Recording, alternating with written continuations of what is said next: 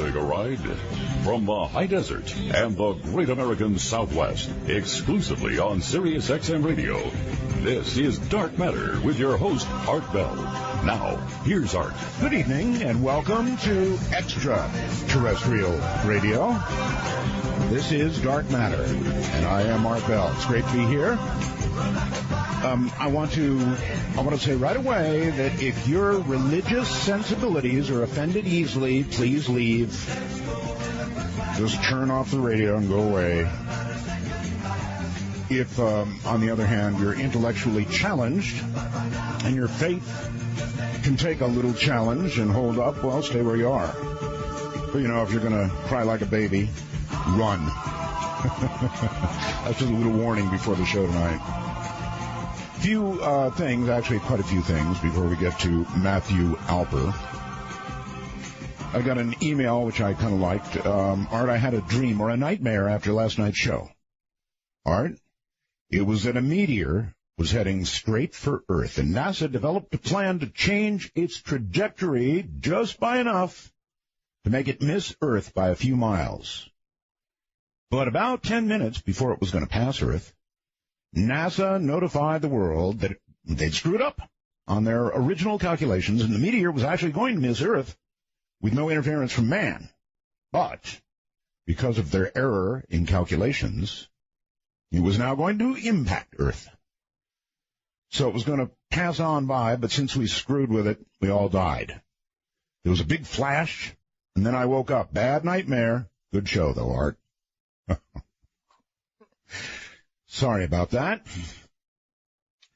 And this I was shocked, surprised, and happy to see. The way the planets influence the flow of dark matter into the sun now may explain one of the biggest mysteries in science, say particle physicists. The sun's 11-year cycle is one of science's greatest mysteries. Astronomers have watched in fascination for centuries now as the number of sunspots increases and then decreases over a regular cycle of almost exactly 11 years. More recently, they seem to have discovered that at the same time, the sun's visible light luminosity changes about 10 to the minus 3, while its X-ray luminosity changes by a factor of 100. So anyway, they're saying that sunspots coming and going, the 11-year cycle, is all produced by what else? Dark matter. Go dark matter. Here's somebody listening to Showstack, Seth Showstack last night. Reminds me of something I'd read about Thomas Jefferson. Back in his day, nobody understood meteors, and scientists didn't believe even first-hand reports. At some point, a couple of scientists from Harvard, I believe, tracked a meteor, recovered it, and proceeded to tell everybody about it. Jefferson's response was, I'd sooner believe 2 Harvard doctors are lying than to believe rocks fall out of the sky. I value SETI, but, you know, they're searching time as well as space, and they don't know what they're looking for.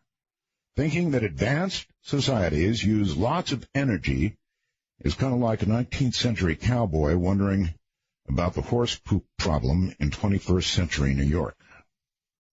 And I had a lot of a wormhole stuff about Seth not believing in UFOs and all the rest of it. It's okay. I'm on to Showstack. All right. You now have a very good reason to go to artbell.com. I really got a good story up there for you. You remember the other night I mentioned that 2 hydrogen bombs had been mistakenly dropped on North Carolina? Didn't go off. Save for one little safety feature that had 3 or 4 volts in the right way and didn't change. There were 4 safety things that would keep a bomb from going off after a B-52 disintegrates in midair and the bombs drop. And 3 of the fail-safes.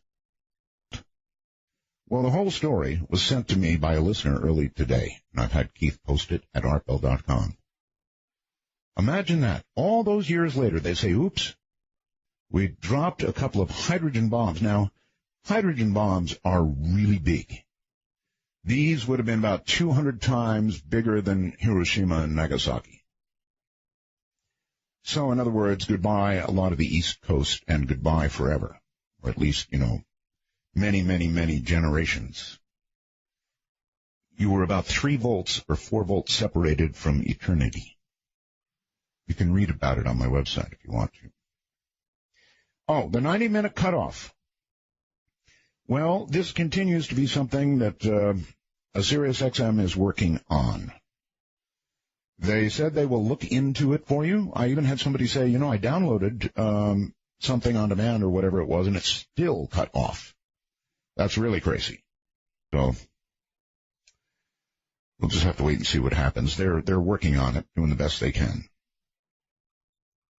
Remember I said that I think people are afraid of comets because it's in our DNA. I do believe that, by the way.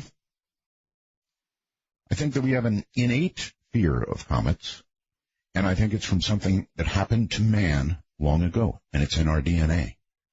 Matthew Alper will like that concept because he thinks God is in our DNA, too. Now, somebody writes, Art, being scared of things we don't quite understand or things out of the ordinary is a trait left over from evolution for survival. Our ancestors from eons ago needed things like this to stay alive. Weird-looking animal with big fangs, stay away. Mountain man shooting flaming hot liquid, strange, stay away. Another one is kids being afraid of the dark. What do you mean, kids? I still don't like the dark. Anyway, what is that? Well, way back when things still went bump in the night, as if they don't now, if an infant was left alone in the dark, they should be so scared they remained silent. And then I really want to note this. The best book I ever read in my life was called Gravity. It was by a gal named Tess Gerritsen that I interviewed here on the air. Long-time listeners, you'll remember it. A lot of you, I bet, read that book. And a lot of you probably now are thinking, wow, it was made into a movie. No, There is a movie coming out about called Gravity, and strangely, it has a female up in a space station, just like the book we read, and yet it is not Tess Gerritsen's book. Just so you know ahead of time, and you don't go running in to see it because you read Tess's book. Not the same.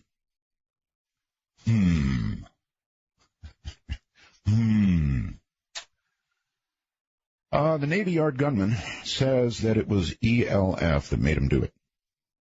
Extremely low frequencies. We know that low frequencies do affect humans. However, he was also, I had heard, hearing voices. So I'd worry more about the hearing voices part of it.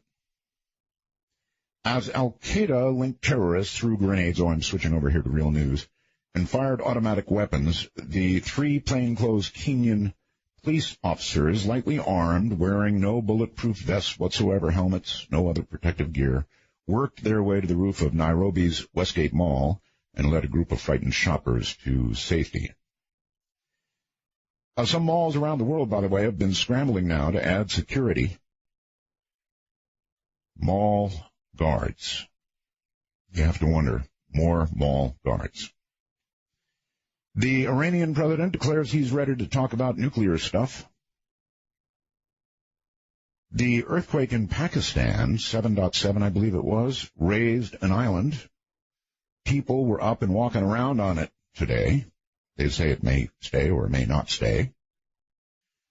It was stone and bubbling gas that came up out of the seabed. Interesting times we live in, right? With a few words in a largely conciliatory speech to the United Nations, Iran's new president took aim at an Israeli fear, that international pressure on Iranian nuclear programs could lead to scrutiny of Israel's own secretive nuclear facilities. And I'm, speaking of things nuclear, how's this for a headline? Nuclear experts, Fukushima Unit 4 has shown signs of collapsing. underneath buildings, it's become saturated. Known fractures in soil. Large structure already went down at plant after ground was supersaturated and had mudslide in March of 2011. So if number 4's holding apparatus should collapse, that's really, really, really bad news for all of us, potentially. We're going to have some more guests on that kind of thing. What's going on at Fukushima, I have this definite sense, and I'm sure you do too, that we're not being told the whole story. What do you think? Well, all right. Coming up in a moment, Matthew Alper. Well, all right. Here we go. You've been warned. Matthew Alper attended Vassar and graduated from sunny Stony Brook with a BA in philosophy. He worked as a history teacher, that's right, a history teacher in the Brooklyn Projects, a tutor in the Philippines, well, I'll talk about that, and this one we'll really have to talk about, a truck smuggler in Central Africa. That's where his career peaked. And a produced screenwriter in Germany, from whence he returned to New York City to write what he considered to be his life's work, The God Part of the Brain. Since its initial publication in 1996, Alper's work has been applauded by prominent scientists, academics, and Pulitzer Prize winners. He has been cited in numerous magazines, appeared on a variety of radio and TV shows, lectured all across the U.S., and can be seen in the acclaimed featured documentary, The Nature of Existence. His book is now in 7 languages and has a fan base that extends around the globe. Moreover, The God Part of the Brain is the first book written on the subject and is considered a pioneer work in the new field of study known as neurotheology. And, of course, I want to congratulate him on his recent conversion to becoming a Southern Baptist. What a shock. Matthew, welcome to the show. Thanks for having me. I expected more. Southern Baptist, right? No, huh? Well, I've been doing a lot of speaking in tongues, so... Actually, Matthew is an atheist. Am I right? This is correct. Yeah, an atheist. Matthew, at the beginning of the program here... Uh-huh. Well, first of all, it's great to hear you. I guess I ought to get that in. It's been... Same here. Like a lot of years, right? A lot of years, 13, 14, 15 years ago. A third of my life ago, we spoke. Oh, my God, was it that long? It was. All right. Define for me atheist. Somewhat. Well, actually, there are numerous interpretations. I take a kind of hard line approach. Okay. My definition of atheism is someone who not only does not believe in God, but does not believe in a spiritual realm, period. See, I've gone to, like, atheist conventions and spoken, and you get a lot of, like, rah-rah, down with religion, down with the church and the Pope and whatnot, and even down with God. But then if I start probing and asking, like, well, who here thinks that they have a soul, hands will still go up. And I'm like, that's not my atheism. So your hardline atheist means... no spiritual stuff at all. Zero zip. Buddhists go away. Everything. I don't care what religion you are. You're not interested. Well, I basically believe in the physical realm. I don't believe that there's any type of transcendental reality that supersedes the physical. Are you sure? Are you sure about the physical? Well, I mean, ultimately, I have to go with Socrates. All I know is I know nothing at all. But if I even know anything of anything, I would say that I do believe that there's a physical reality. But sure, this could all be a dream. Yeah, if you found out the whole thing was a matrix, I bet you'd be ticked off. I mean, I could wake up tomorrow and find out I'm Art Bell. I didn't say nightmare. All right, so... You believe in essentially nothing. That's fair to say. Nothing spiritual. Nothing that. So then, when you wake up in the morning, what gets you going? Well, that's an easy answer. Coffee. Next question. Okay. Gee, where to go from there? You blew everybody away. All right. The reason you're here, I mean, we're going to break tonight into two parts, I guess, because you wrote another book. Am I correct? Yes.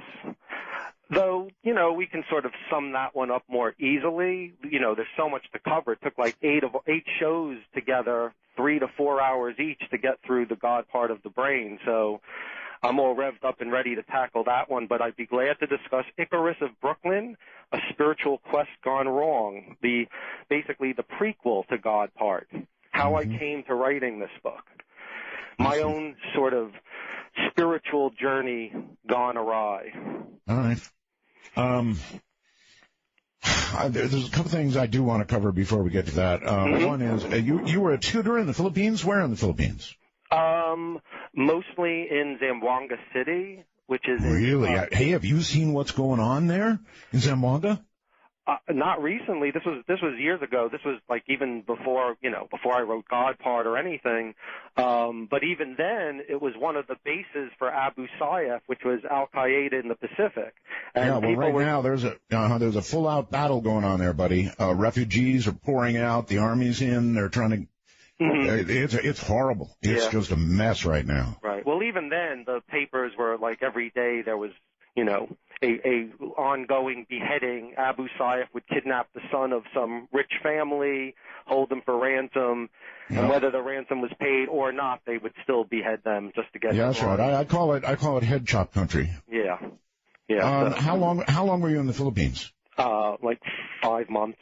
Not too 5 months. Long. Yeah. Okay. I was there for years. Oh, really? Anyway, yes, and then you went from being a tutor, which was nice, teaching English, I'm sure, right? Tutoring the son of the family that I was staying at. Oh, I was to be the Aristotle to his Alexander. I see. All right. We got to talk a little bit about this truck smuggler thing in Central Africa. How did you come to that? Well, that was after I was teaching 5th grade in Brooklyn and decided to take off for a year with a friend of mine. And I had gone on a journey after college where I started in Egypt and ended up in Sudan, and there was a meningitis outbreak, had to sort of turn around and never finished the trip, which was supposed to be to South Africa, and kind of weighed on my mind that it was something that I would eventually like to complete. And I was able to convince a friend that it was a wise thing to do, so we took off for a year, and we hooked up with some Brits and started in London. And by the time we got to Burkina Faso, I ended up meeting these Dutch people. We bought a 1952 fire engine from them, and me and my friend Ben decided to continue the journey on our own. And about 4 countries later, in Togo, the truck was breaking down. We were breaking down. We realized there was no way the two of us were going to make it to South Africa, so we started looking around for buyers. And the next thing we knew, we were dealing with these black market characters from Nigeria, and it kind of went from there. Yeah, I know a lot of 5th grade teachers that have gone on to smuggle trucks in Central Africa. Yeah, I know. It's an old story. Jeez. You've had some adventures in life, and I have too. It makes life a lot more interesting, doesn't Exactly. Whether there's a God or no God, adventures make life worth living. So. All right, your phone line is wonderful, but you're kind of coming and going. Try and stay. Okay. I haven't moved, but you let me know. I want to sound loud and clear. Yeah. Oh, it is loud and clear. It just sounds like you get louder sometimes, and then you get away from the phone a little, and then. Okay. All right. So, I guess we asked how you first came to write a book like this. Mm-hmm. Well, and again, to refer back to this new book, Icarus of Brooklyn, which is broken into 3 parts, childhood, adolescence, and adulthood, which is really early adulthood. The book actually only takes me to my 20th year. And it was basically about myself on a quest because I was a curious child. And the moment I kind of put together the fact that, we're all going to die, I had questions. And I was very driven by those questions, probably more than most. And, ended up with a degree in philosophy, which really didn't answer any of my questions. But Yeah, so it was sort of my life's quest, like I'm sure many people, and I eventually resigned myself to the fact that my life quest probably had no answer, at least one that I would ever resolve within my lifetime. But I continued, I persevered, and I continued. I was leaning towards the sciences at that point, and I continued reading as much science as I could get my hands on, from atomic physics to microbiology to cosmology. I wanted to, leave no stone unturned. And somewhere around like age 29, 30, I sort of had a little bit of an epiphany. And Did this quest that you were on through college and then, as you just described, did it include investigation of religion? Absolutely. Yeah. I was studying world religion, world mythology. I was dropping every psychedelic drug under the sun to see if I could transcend. I was meditating. It's helpful in seeing something, I guess. I don't know. But I'm not sure that it'll lead you to God. Right. It led me to altered states of consciousness, but it never led me to anything that seemed like a definitive proof. Actually, I mean, again, at about age 30, at that point, I was living in Germany working as a screenwriter, and things were going well, but there was always that thorn in the back of my head, just sort of nagging, like, you still haven't figured out God, and you probably never will. But I actually kind of stopped asking. I was just like, all right, philosophy's for children, time to put all that aside and, like, become a member of society, get a roof over my head, pay bills and whatnot.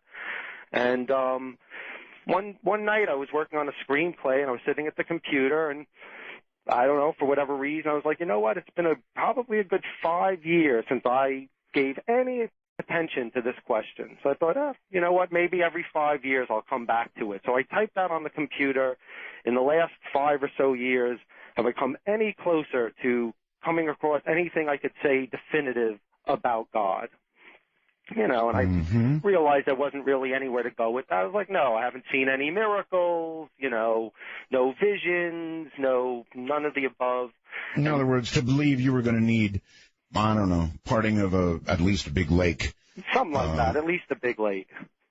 And then I had my moment where I looked at the sentence and I said, aha, there is something I can say definitive about God. And that is? It's a word. It's sitting on the computer in front of me. It can be read. In Braille, it can be touched. It can be heard. And moreover, it's a word that seems to exist in every culture on this planet. So I thought to myself, okay, I've got all this science under my belt. Let's go back a step. What does science have to say about words? Well, they're a human concoction that comes from the brain. And here's a word that comes from the brains of every culture from the beginning of man, no matter how isolated. People found in caves, people out in the jungles of every continent. They look up to the sky and they pray to something. So I said, okay. But I would think initially that would push you toward an investigation of why almost the whole world is worshiping one way or the other. Absolutely. Well, right. The universality was an important factor. So I said, okay, well, what does science say about words? Well, they come from the brain. And what does science say about words, or anything for that matter, that exists cross-culturally? Well, it's an inherited instinct. And thus began the quest for the God part of the brain, the part of the brain that compels us to believe in and perceive some transcendental quality in the world, to basically as a coping mechanism, to help us survive our unique awareness of death. Now, I'm jumping ahead of myself here, but... No, it's all right.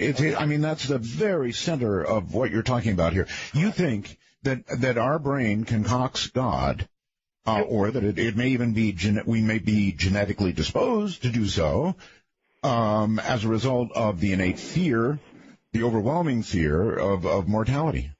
Well, what I'm suggesting is that basically with the evolution of self-conscious awareness, which was the trait that made humans the most powerful species on Earth. It's what has distinguished us from all other animals. Now, there are a few things that distinguish us from all other animals. There's our language abilities, our musical abilities, our math abilities, all a variety of functions that emerged in the neocortex during the hominid evolution. Right. However, the one that stood out to me as the most interesting and the most compelling was self-conscious awareness. We're the only animal that recognize our own reflections, that can contemplate the meaning of existence and our place in it, that are aware of our own destinies and our own mortalities, that basically can experience existential angst, the knowledge that we and all of our loved ones are one day going to die. But again, you're saying it is that fear, the fear of mortality, of dying. Right. Well, what I'm saying is that causes us to reach out somehow or another and latch on to the concept of God. Okay, close, but not totally the picture, because what I'm saying is that as we were evolving as an animal during the hominid evolution, the various stages we went through of primitive man, from Homo erectus and Australopithecus and all of those sub-creatures that came before us, that as we were evolving and we evolved this sense of self-conscious awareness, that once we became aware of our own mortalities, even though, again, it made us the most powerful species on Earth, which is an important part of the formula, because it enabled us the power of self-modification. Because from now on, because we are aware of ourselves, let's say it gets cold, we don't have to wait like all the other species and sit back dumbly and wait for natural selection to give us a thicker coat of fur 5 million years later. We can say, ooh, I'm cold, and we can sew ourselves a coat in an hour. So we've been able to transform the planet as a result of that one trait, self-conscious awareness. But the drawback was it made us aware of our mortalities. And the anxiety that came, the existential angst that came with that awareness, I'm suggesting was so powerful, so overwhelming, that it may have wiped out the species had nature not selected a cognitive modification, basically a part of the brain that compels us to believe that there's this other realm out there, so that we now feel that even though the physical body will die, that this other part, this spirit, will persevere and live forevermore. So it basically is a coping mechanism. It alleviates the horror of knowing that we're going to lose everything we have. With other species, they can fight or flee their fears. There's nowhere to run or fight against death. So I'm suggesting that we are now hardwired. Our species has parts of just like we have parts of our brain that are responsible for musical consciousness, language intelligence, that if you damage those parts, you'll lose your musical ability or your language ability. Our abilities are connected to the brain. I'm suggesting that there are parts of the brain that, just as physical, and compel us to have this belief that there's this other realm out there, and which is basically what has birthed every religion and mythology from the history of man. So it's not like it compels us to believe. Our brains, it's wired into us. It's part of the software in our heads to have this sensibility. Like you're talking about the Matrix. If there was one of the plugs in the Matrix that was like the religion plug, that basically had us perceiving reality from this peculiar bent, that there's something else. And it kind of allowed us to deal with death and move on. And, so that's what I'm suggesting, that it's wired into us. It's not like a decision we make. All right. There have been a lot of years that have gone by since you presented this. Now, I think it's fair to ask you, MRIs, various ways of looking at the brain when people pray, when they're in meditative states.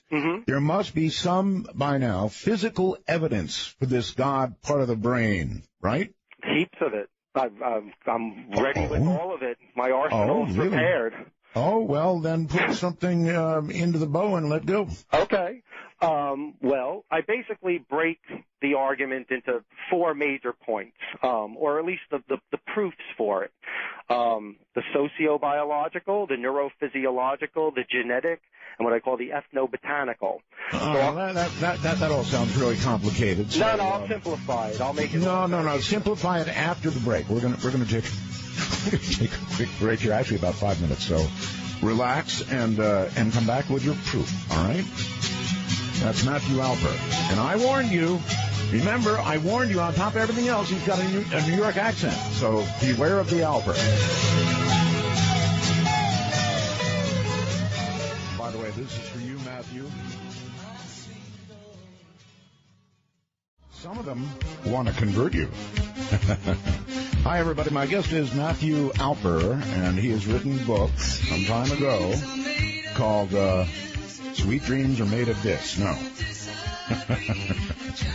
The God part of the brain is fascinating, and the reason I'm having him back is I don't completely disagree with him, nor do I completely agree with him. Actually, to make myself clear, my attitude is this. I kind of believe in God. However, 68 years old now, contemplating my own mortality, could occur any minute. And I sort of feel this way. If there's a God, that's cool. And I'm looking forward to it. If there isn't, then I'll never be disappointed. I'll never know anything. It'll just be blackness, kind of like when you go to sleep, right? You're in a good, deep sleep, and there'll be nothing. So either there's a God, and it's time for a party on up, or there's not, and I won't miss a thing. Matthew, that's kind of where I stand. Now, you stand firmly on the no, there's no God, or even spiritual stuff is out. Actually, all of it's bunk. So we were getting to the the proof part of this, and so proceed. Okay. I may have thrown out a few fancy words. If I do, I will make sure to explain them. They're easily simplified. So let's start with the sociobiological argument. Sociobiology is basically, it's a science. It's a sort of modern twist on basic Darwinian evolutionary theory. And it basically suggests, whereas Darwinian theory says that any trait that's universal to any species must have a genetic component. So the fact that all cats have whiskers or a tail, or that humans have a nose in the middle of their face, it's not a coincidence. It's because it's in our genetic code, somewhere in our chromosomes, or what we could call nose genes, or basically, every part of us, skin genes, eye genes. Yeah, that's fair. Okay. Right. Right. Otherwise, it would all be chaos. It would just be an accident. We'd all be jumbled up, and there wouldn't be such a thing as species. Right. So sociobiology basically just says the same thing is true. The same principle applies to universal behaviors. So, for instance, the fact that all dogs bark, or cats meow, or beavers build dams, or honeybees build hexagonal-shaped honeycombs, all of these very specific behaviors, from the zigzag dance of certain fish, which is a 37-degree angle, and then they turn a 41-degree angle, and that's how they mate. Very specific behaviors that are universal to these species, again, suggest that these are built into the animals, part of the What was that? code. That was 41 degrees, was that? Yes, 41 degrees. 41 degrees. I sometimes make it 41 degrees. I think that's the stickleback. Yeah, okay. Okay, maybe your part stickleback.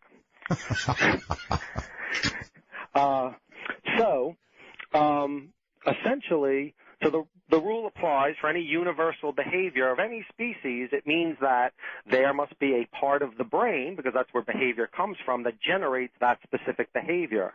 And if there's a part of the brain, that would mean there must be genes responsible for making that part of the brain. So, for instance, the fact that all cats meow, even if you took a kitten away from its parents at birth and raised it by humans, it's still going to grow up to meow. So it's not a learned behavior. It's built into the animal. Okay. Here's the problem I see with this theory. Okay. You're the problem. Okay, well, that's nothing new, but how so? Well, I mean, you're suggesting to me that no matter what, these genetic traits are going to drive you to do certain things, or to be a certain way, or to look a certain way, whatever. You're making this absolute argument. Well, here comes Matthew Alper, and you're not living up to it. How so? Well, basically what I'm suggesting... What do you mean, how so? Come on. I'm trying. You don't believe any of this. You're saying everybody is driven universally? Okay, we'll get there. All right, well, so get there. Leaps and bounds ahead of the picture here. Let's just start with sociobiology. Well, I had to complain a little. Okay. So, essentially, let's take, for instance, with humans, the fact that every human culture, no matter how isolated, is communicated through language, basically suggesting that we are a linguistic animal. It's part of our makeup. Well, now with the development of the neurosciences, we can look into the brain, and we know exactly where the language centers of the brain are. It's the Wernicke's area, the Broca's area, the angular gyrus. You damage one of those parts, you bang your head, you get a tumor in that area, you'll lose some part of your linguistic ability. It's called an aphasia. So, proof that these behaviors are generating from within the brain. So I took that principle and applied it to the fact that every human culture, from the dawn of our species, no matter how isolated, has believed in some form of a spiritual realm. The moon, something. Spirits, whatever. Some form of a spiritual reality, has prayed to something. Right. So suggesting that it must be built into us, that somewhere in the human brain there must be parts of the brain, what I informally refer to as the God part of the brain, that compels us to have these spiritual beliefs and to create religions around those beliefs. So, again, the universality is actually one of the proofs that there must be a part of the brain that generates these perceptions. Okay, so then there's the neurophysiological proof. I don't know if that boils down to proof. That boils down to, here's what Matthew thinks. Okay, fine. Well, it's in scientific terms, the science is basically, you use sociobiology as a validation. If you can find a behavior that's universal in an animal, most scientists will say that that's generally a sign that it's built into that creature. It's an inherited reflex.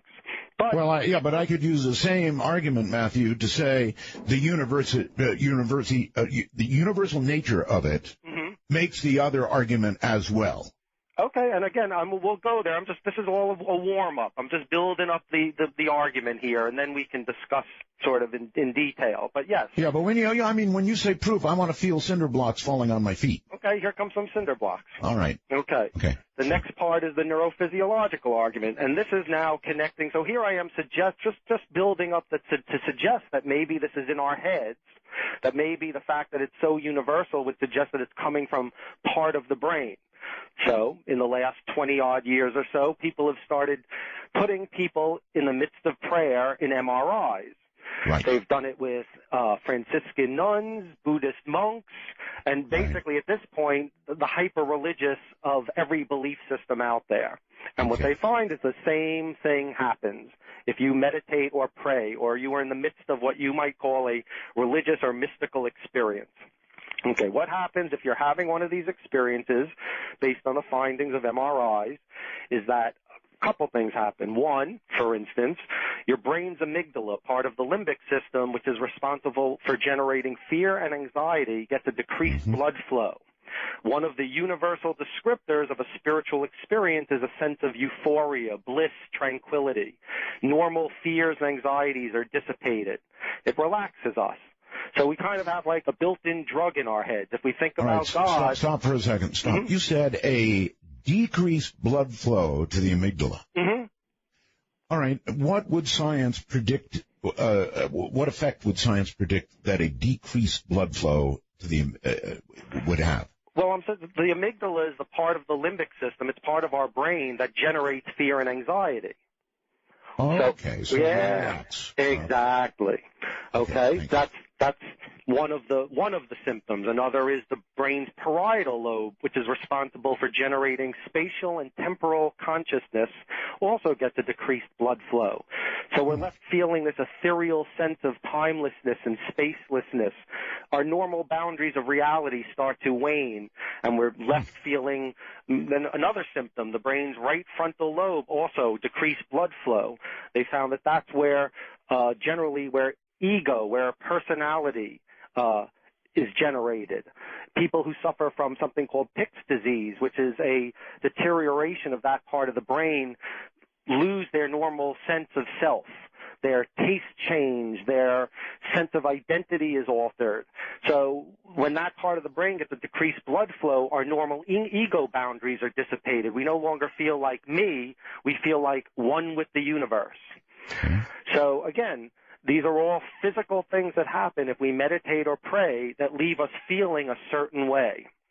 So the brain is geared towards these behaviors to leave us in a certain state, to alter perception. All right. I'm willing to concede these changes that you have described in the brain.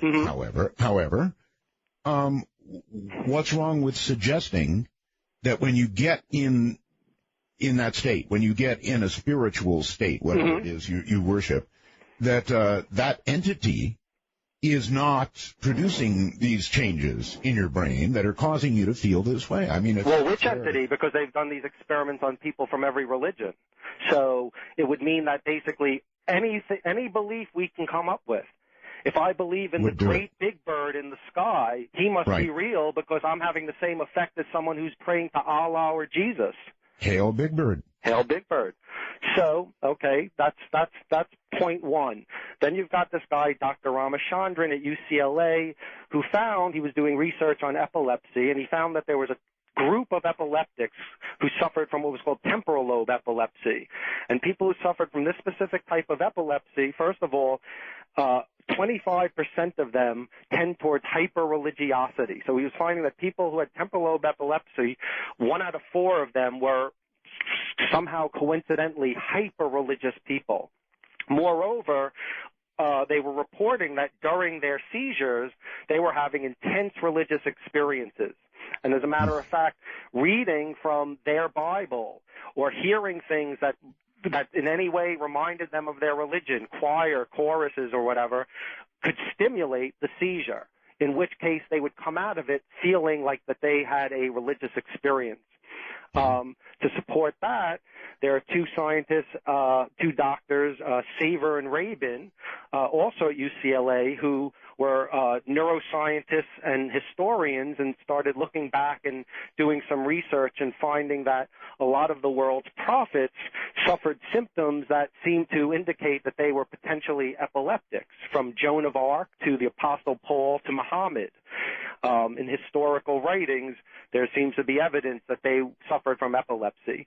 Dostoevsky, for instance, who was an epileptic, he wrote in his book, The Idiot, he wrote, and I quote, I have really touched God. He came into me. You healthy people cannot imagine the happiness we epileptics feel seconds before we suffer from one of our attacks. Again, all suggesting that this is a brain state, not like God's literally entering these people, but that their brains, which, albeit a little bit broken, somehow in that breakage, it's prompting, it's inducing a religious experience. But it's coming from a dysfunction. I also believe, and I hate to help you here, but it is true that scientists have been able to electrically stimulate brains in certain areas and produce religious/spiritual experiences, right? Yes. Even near death. Yes. Well, that's a different phenomenon. What you're talking about is a transcranial magnetic stimulator, which electromagnetically stimulates specific points in the brain. And if you pointed at, like, the temporal lobe, for instance, or some of these other parts, it can induce a religious experience, which eventually I'm going to get to with the whole that ethnobotany, the last proof I'll go to, which is when people take certain drugs or plants to do the same thing. Again, suggesting it's all chemical in nature. But back to the neurophysiological, the same person who was going around with his transcranial magnetic stimulator was also interviewing people, and in his interviews with high school students, he found that 1 out of 5 of them who reportedly said that they were very religious had also reported that they suffered some type of traumatic brain injury during their lives. This coincides with the work of a Dr. Arnold Sadwin, the former chief of neuropsychiatry at University of Pennsylvania, who was doing research on something called organic psychosyndrome, basically people who suffer from traumatic brain injuries, and it alters their behaviors or their perceptions. He found that there were people, and he was one of the first people who wrote to me after hearing me on your show saying, I've been doing this research for years, and you made it make sense, because I could never understand why families of people were saying, yeah, he suffered a head injury and suddenly he's super religious, or he was super religious and now he doesn't go to church or couldn't care less. Right. That people can suffer from religious organic psychosyndromes, or if you're banged in the head, it can suddenly turn you into a hyper-religious person or a non-religious person, depending on where you started from. Again, all suggesting that these are just based on the mechanics of the brain as opposed to some ethereal reality beyond us. That it's all an extension, a manifestation of what's going on inside of our heads. So more or less, and, I could keep going, but that's generally the work that's been done to suggest from a neurophysiological standpoint that again, God is in your head and not outside of it. Have you done any research at all into why it is that people from New York and specifically Brooklyn irritate the hell out of people in the rest of the country? It's an ongoing investigation. I'll let you know when we get results. It really is true. I mean, on top of everything else, I remember on the old shows we had, I would get these emails afterwards raging, and then at the bottom they'd always put, and besides, I can't stand his New York accent. Yeah, well, sorry about that, people. Deal with it. Yeah. Okay, now... Okay, shall I you separate, mm-hmm. right? Religion and spiritualism. Well, basically, I write that there are two distinct instincts going on here, two separate regions in the brain that are doing two separate things. So I basically break it into the spiritual instinct and the religious instinct. So spirituality and religiosity are two separate things. So yes. Separate part of the brain or same? Separate parts of the brain. So, for instance, most of religiosity, people who really talk about their religion or God, like these temporal lobe epileptics, it seems to be coming from the temporal lobe, whereas the spiritual experience, which is a different thing, it's that sense of calm, of oneness with the universe, God consciousness, etc., that's based in a combination of like the amygdala, the parietal lobe. It's a different experience. So basically there's two things coinciding at work here.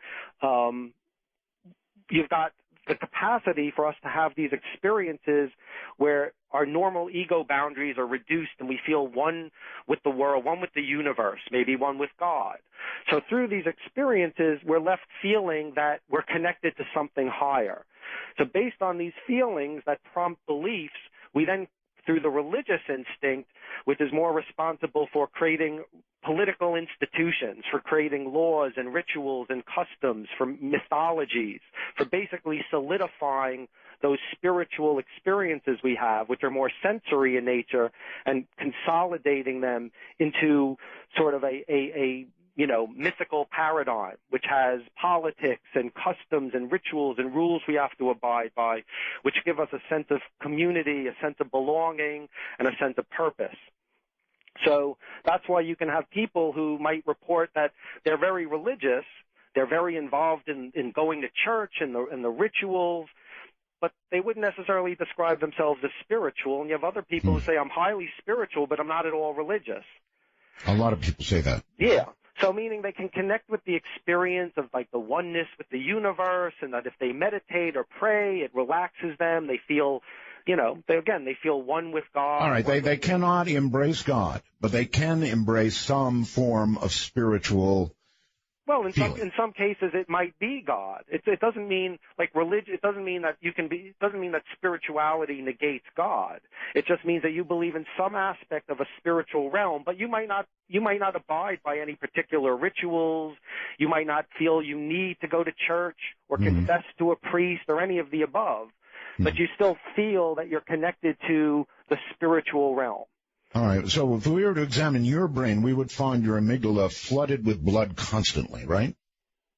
You'd probably just see like Bugs Bunny chasing a turtle. I'm actually not really trying to be funny here.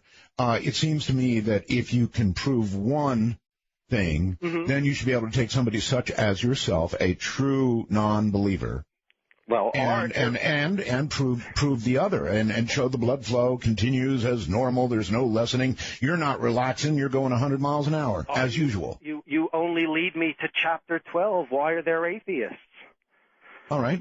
Let's jump to Chapter 12. Okay. Why are there? Okay. Well, basically, for every physical trait we possess, we fall into a bell curve. You take any given population, let's say a random sample of 1,000 people, and you measure them, let's say a physical trait like height. Basically, the majority will fall into the category of what we will call average height, the bulge of the bell curve, and on the tapering extremes, there might be 10%, let's say, who are shorter than the norm and 10% that are taller than the norm. Again, I have a bulging bell curve. I have a bulging bell curve. Well, I'm sure that makes your wife very happy. No, that's not that one. Anyway. Okay. Anyway, so let's take something, a more abstract trait like musicality. Same thing. You take a random sampling of 1,000 people from any culture, and you investigate their musical abilities. And you'll find the same bell curve will ensue, that the average person, the majority of people that you poll will have what we would call average musical intelligence or musical ability. They can hum a tune.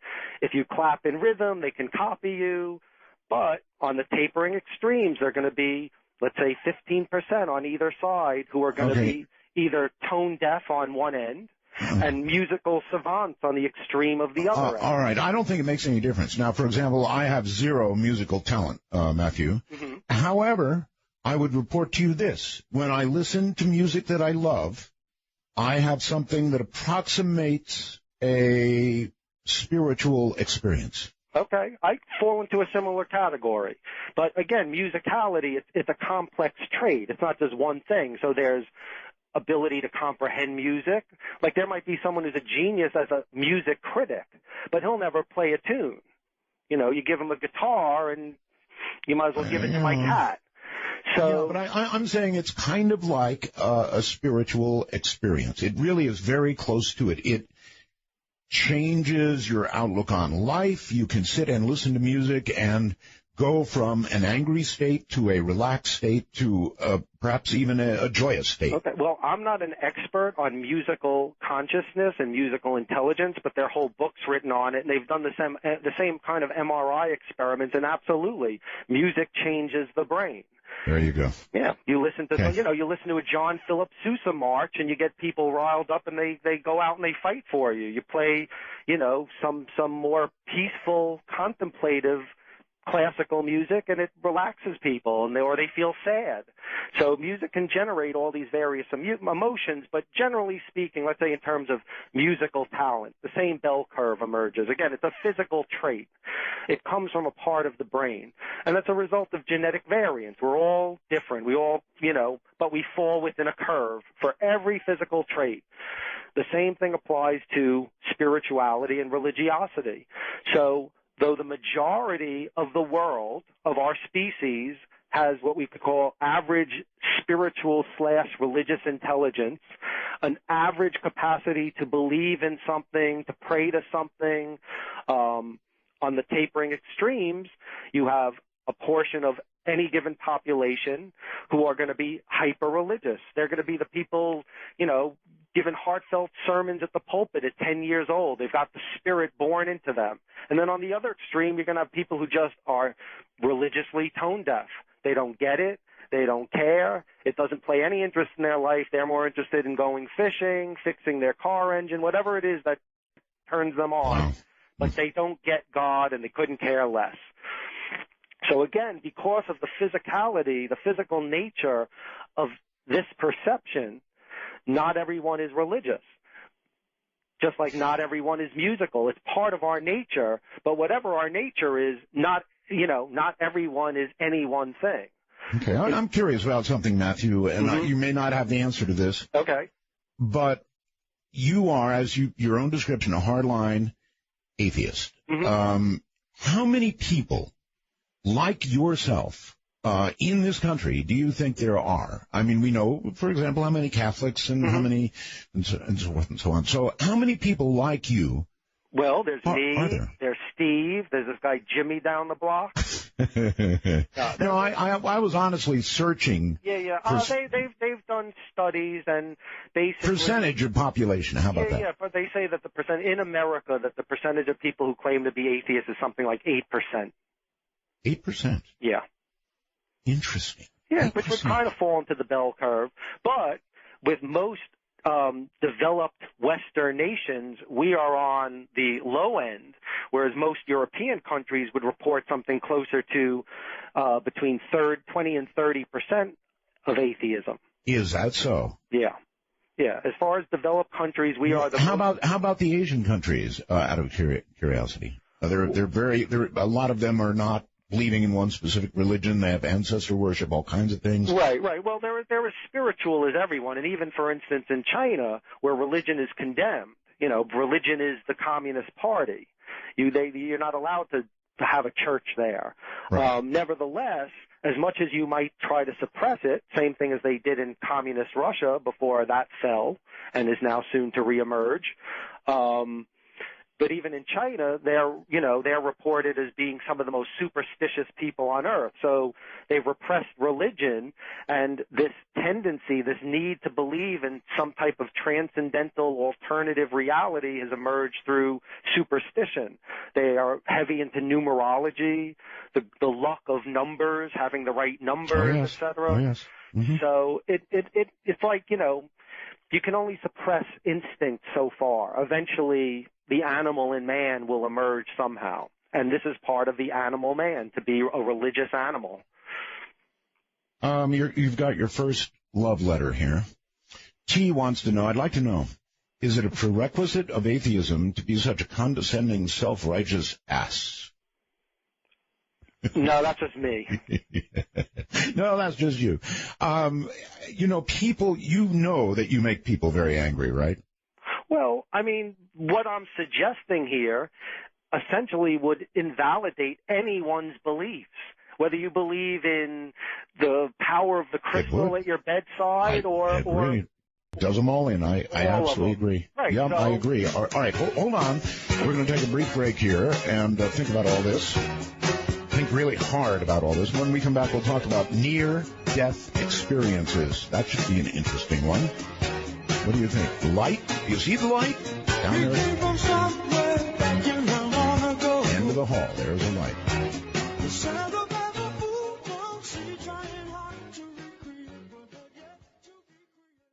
I wonder if falling in love is like a spiritual experience. I wonder if falling in love is like believing in God. I wonder if falling in love is a spiritual experience.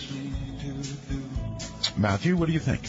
Well, and I do, though, again, the God part of the brain mostly focuses on religious and spiritual consciousness. I do go into certain peripheral items here and there, like music or love, for instance.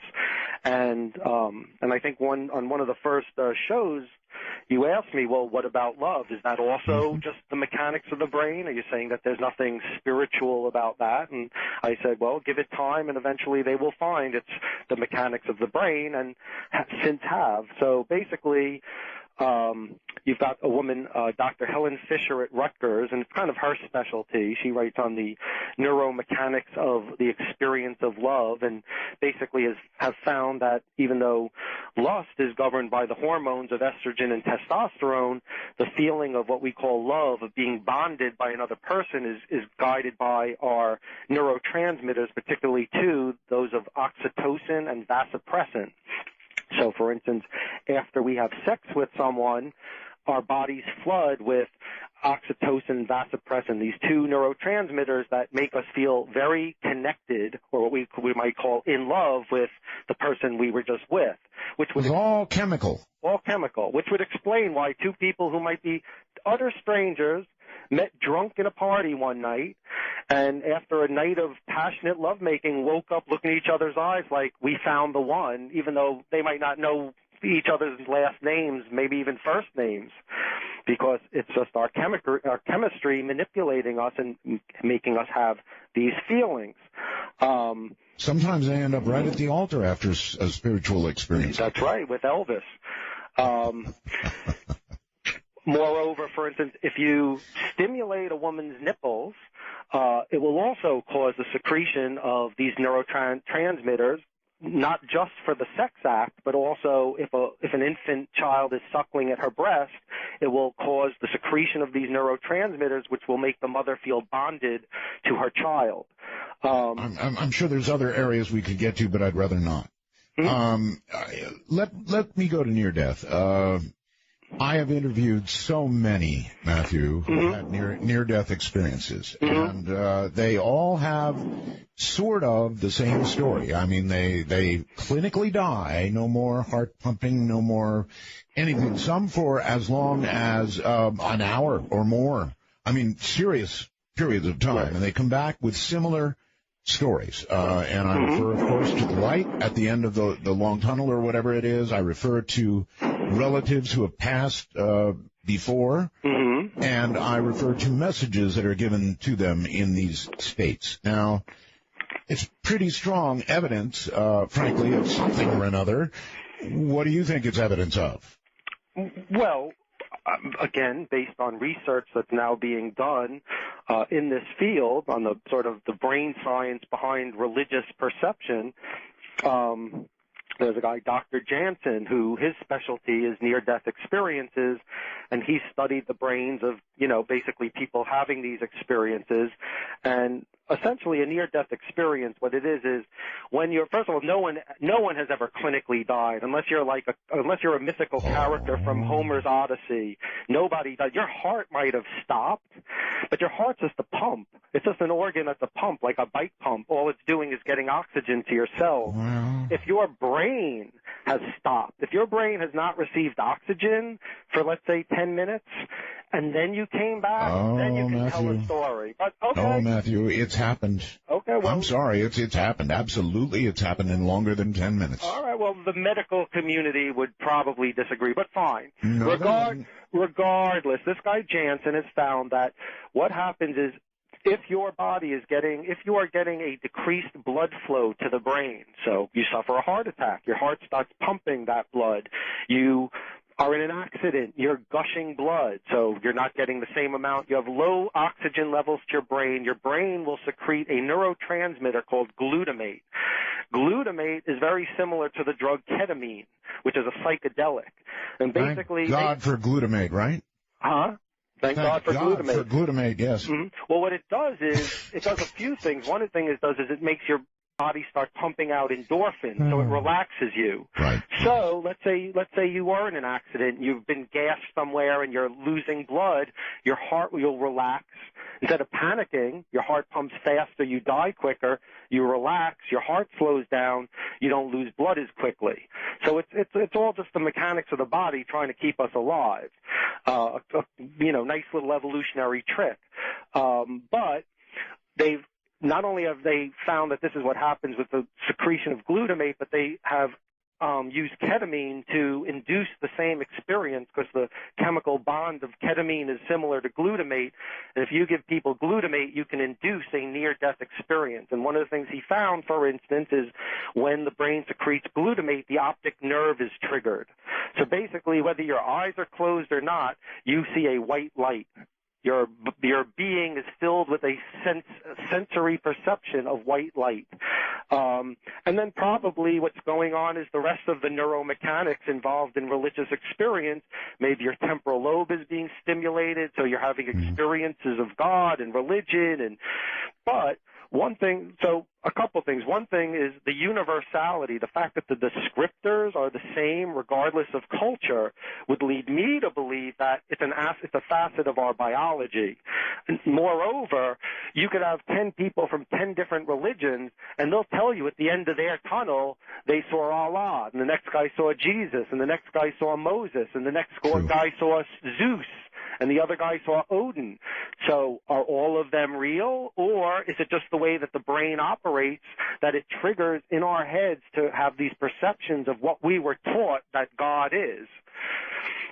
So again, for me, the argument falls in favor of that it's all neuromechanical. It's not like we're actually getting a visitation like some, the Holy Ghost out there of every religion knows that you're on the brink of death and comes and visits you by, suddenly you see white light. I think that's a fair comment. I mean, that each religion sees its own savior. It's true. Right. So either they're all real or none of them are real. True. Well. And again, so then that must mean that the great big bird is also out there, because that's who I see when I shoot up ketamine for recreational reasons. You really see Big Bird? Well, no, but makes good radio. Out of curiosity, idle curiosity, what do you see? Have you had any experiences that?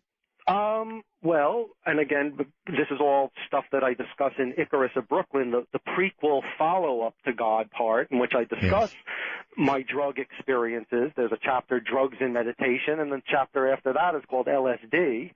I was exploring all sorts of psychedelics with the hopes.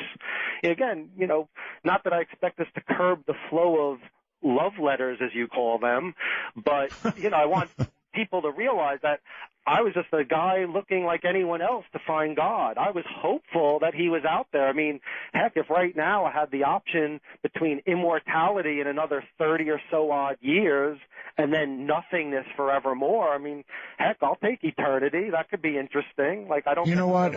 Part of me hears a little bit of kink in your armor. Okay. You whips and chains? Kind of wish you would discover it. Yeah.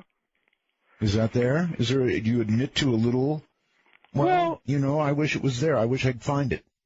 Well, no, I don't believe I will, because I believe that I've done ample research in this direction, and I am convinced, just as I am with most of the principles of scientific theory, be it evolution. Can one ever do enough ketamine? Do enough ketamine? Meaning what? Well, I don't play with ketamine. I mean, no. Maybe if I were younger and it were out there, it didn't come out. What you said, I'm sorry. No, I was done with my experimentation at age 19. I ended up having a very bad LSD trip that basically landed me in a mental hospital. So, and I learned a lot about the chemistry of the brain while I was there. Well, now, wait a minute. Let's go back to an earlier segment. You said you had a bad LSD trip, landed you in a mental hospital. Yeah. But you also said that when people get damage to their brain, that suddenly they can come out thinking an entirely new thing, not believing in God or suddenly believing in God or having a total conversion. Let's talk damage here, LSD damage. Right. Well, first of all, I mean, generally that's with organic psycho syndromes, they're usually not chemical. They're usually like head trauma, like being bashed in the head, like a fall or a car accident. Chemically induced changes, I don't know if there's really much. I don't think that there's. Oh, come on. We're nothing but chemistry. But that's not how it happened to me anyway. It's not like I had a bad LSD trip and suddenly I woke up and I was an atheist one day. No, when I finally came out of this bad trip with the help of psychopharmacological drugs, I was basically restored to my old self, which was a guy who was questioning, and I continued to question thereafter, but I now had a little bit more information about how the brain works and the chemistry of the brain. So, so it's I had to ask. Sure. No, it's a good question. It's a very good question. Bear with me. I'm not very reverent.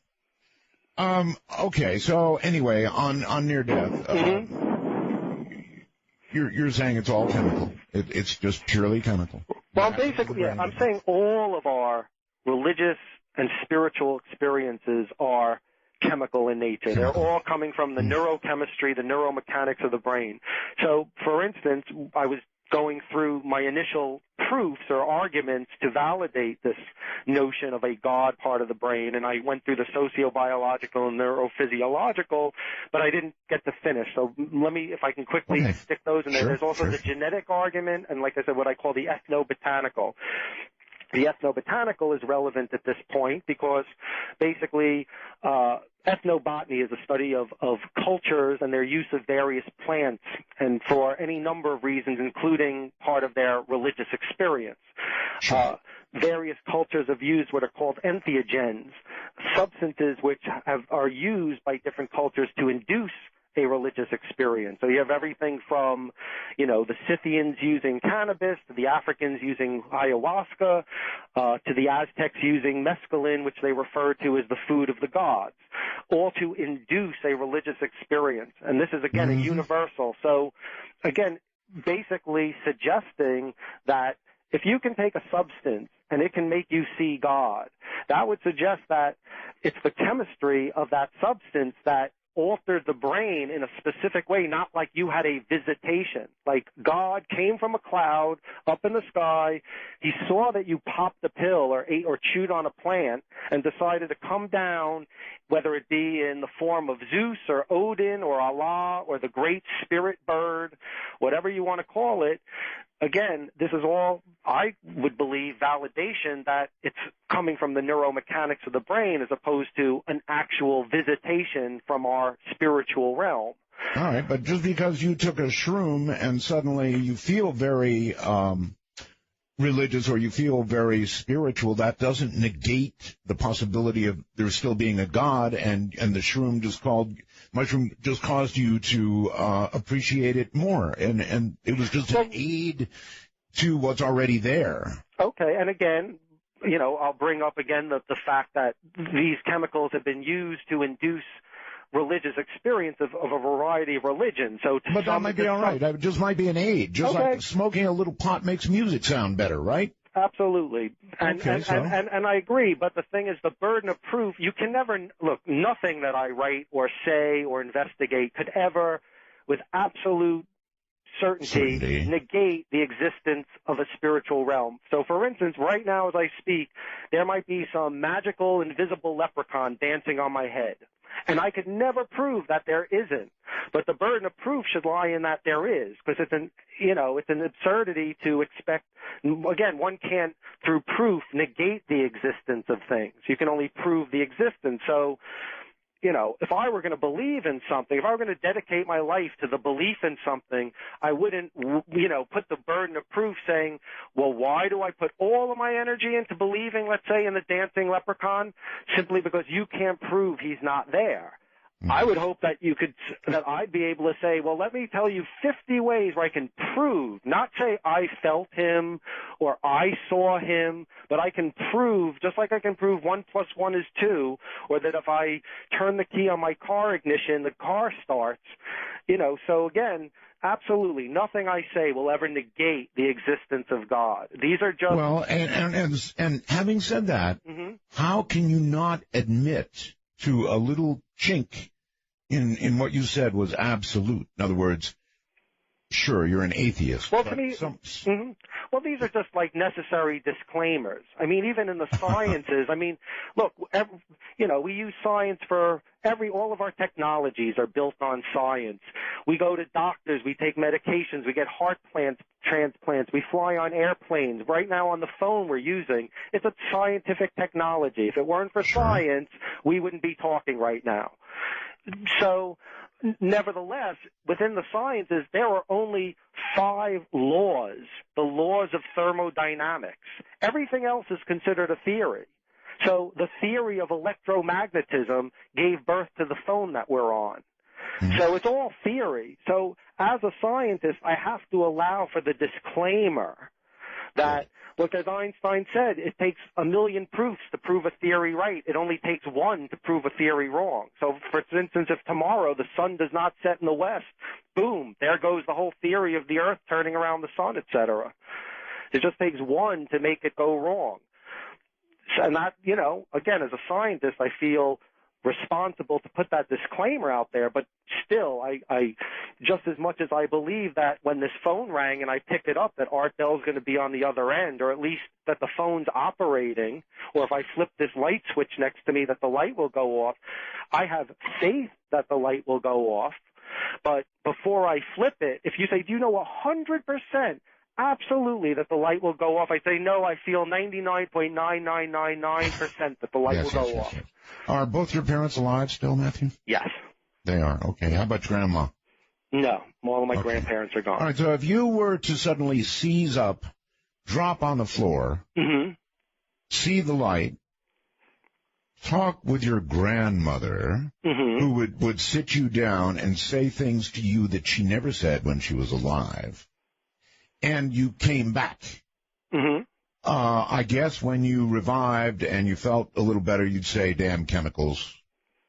I'd say cool hallucination. I felt the presence of Grandma. It sounded like she was talking to me. She told me some story about, the time she played poker with Aunt Leah. So that wouldn't be enough.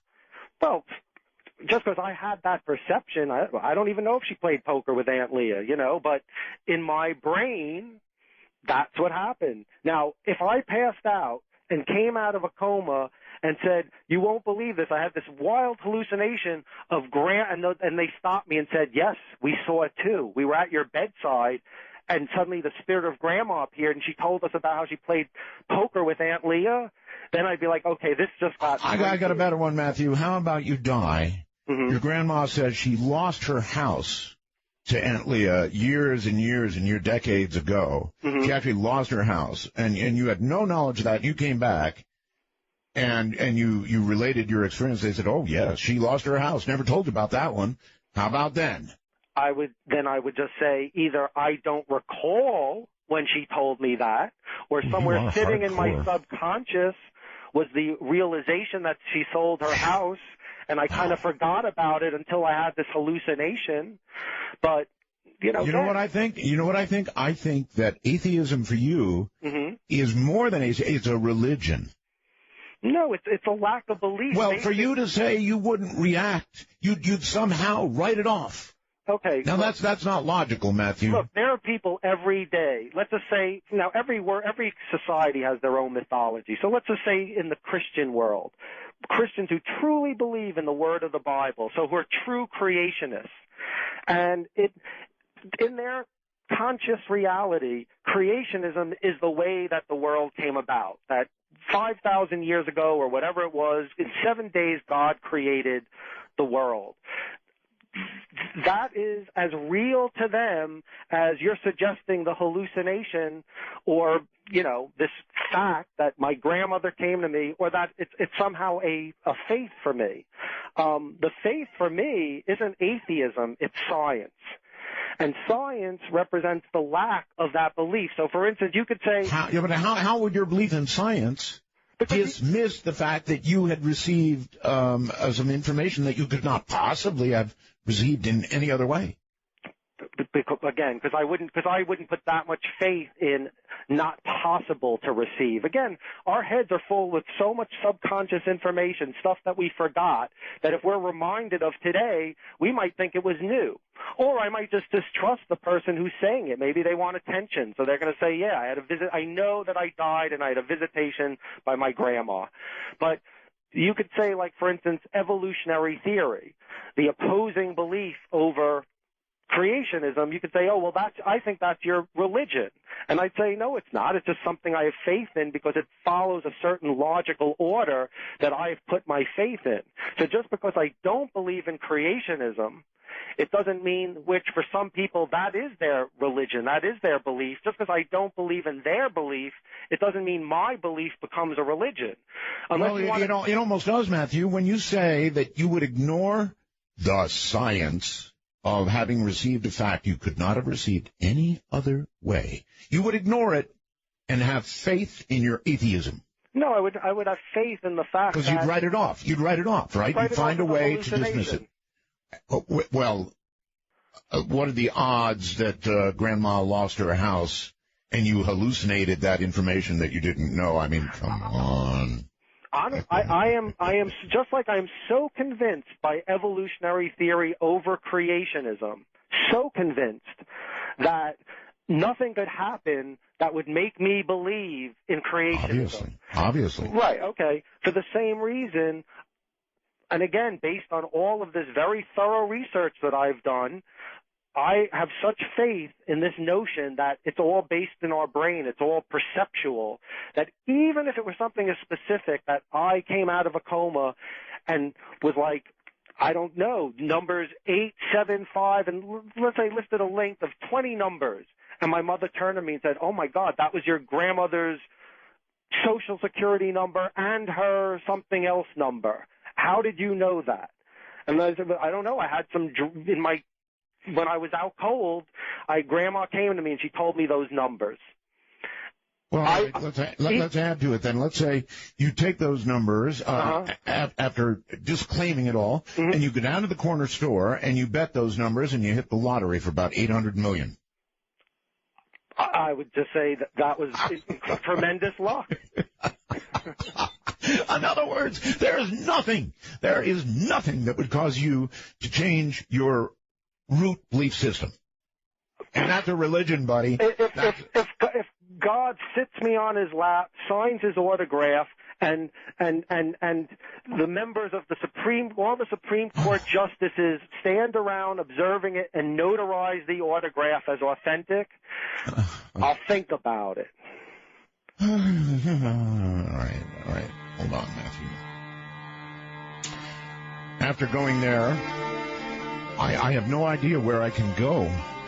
The man just doesn't believe. And even if he were hit over the head by Grandma and then hit the lottery with the numbers Grandma gave, he still wouldn't believe. He's a tough case, all right. I actually have a good love letter for him here, too. We'll get to that when we get back. From the high desert and the great American Southwest, this is Dark Matter.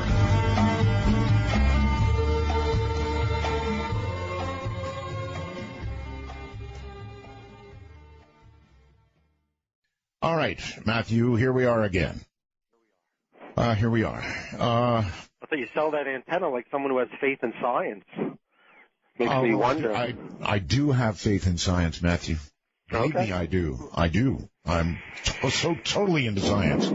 But that doesn't, it isn't where it stops. I mean, for you, it's like there's a wall there. Science is science, and then there's a wall, and you won't even look on the other side of it.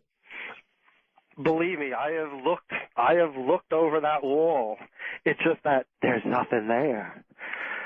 I spent a good portion of my life looking over the wall, looking through the wall, under the wall, into the wall. Brain damage. Must be. All right.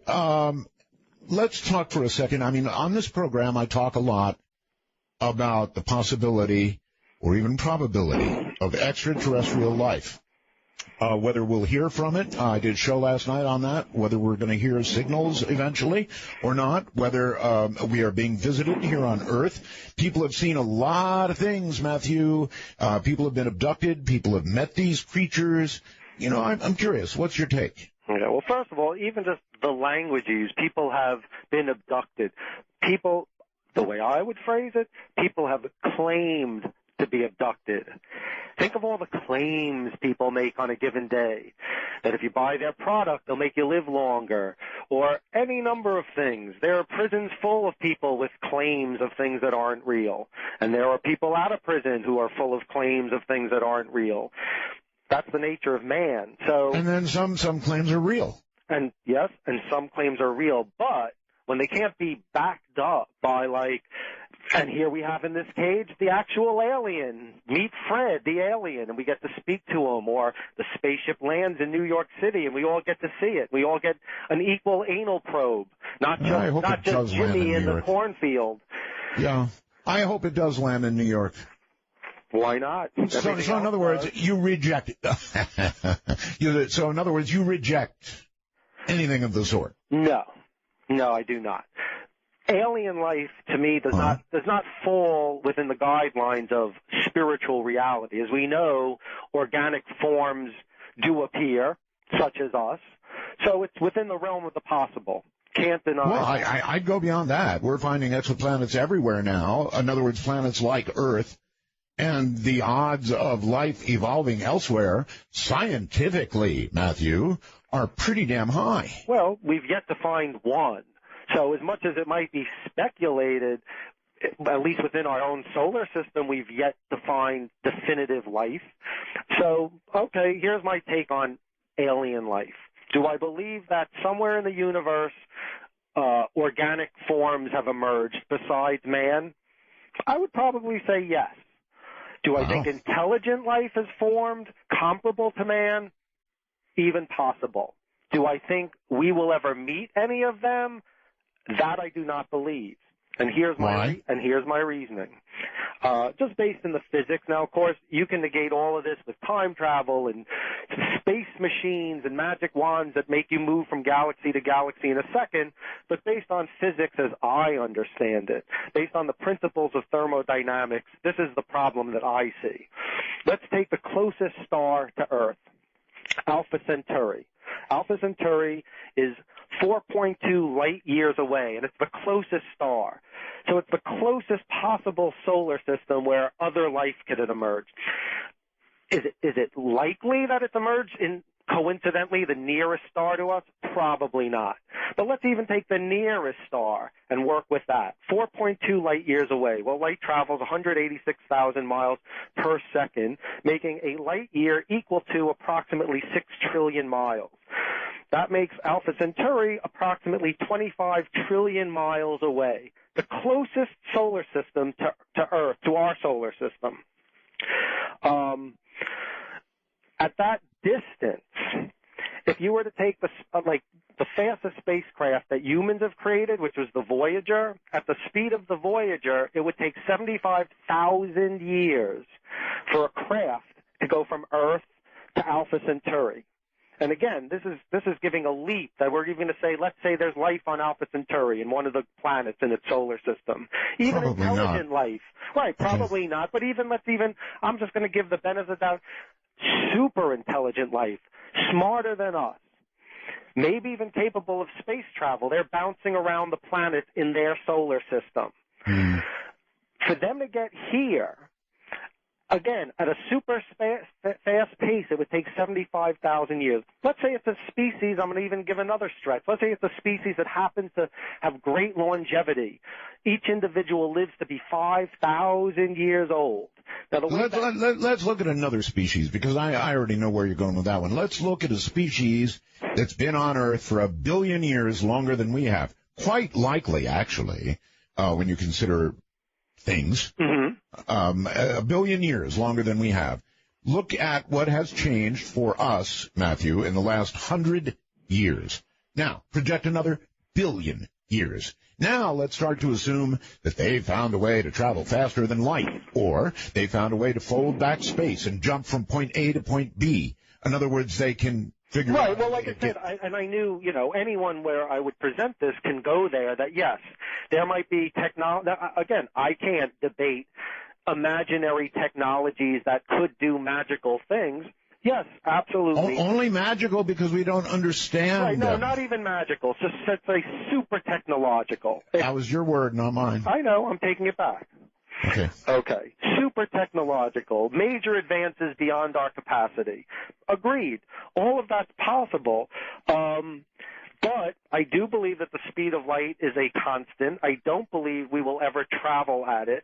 I don't believe that molecules like in Star Trek that there'll ever be, where we can project a human from one place to another in an instant, where molecules will dissipate, be sent through space beyond the speed of light, and then reemerge. I don't think, again, and this is all just based on my understanding of the laws of physics.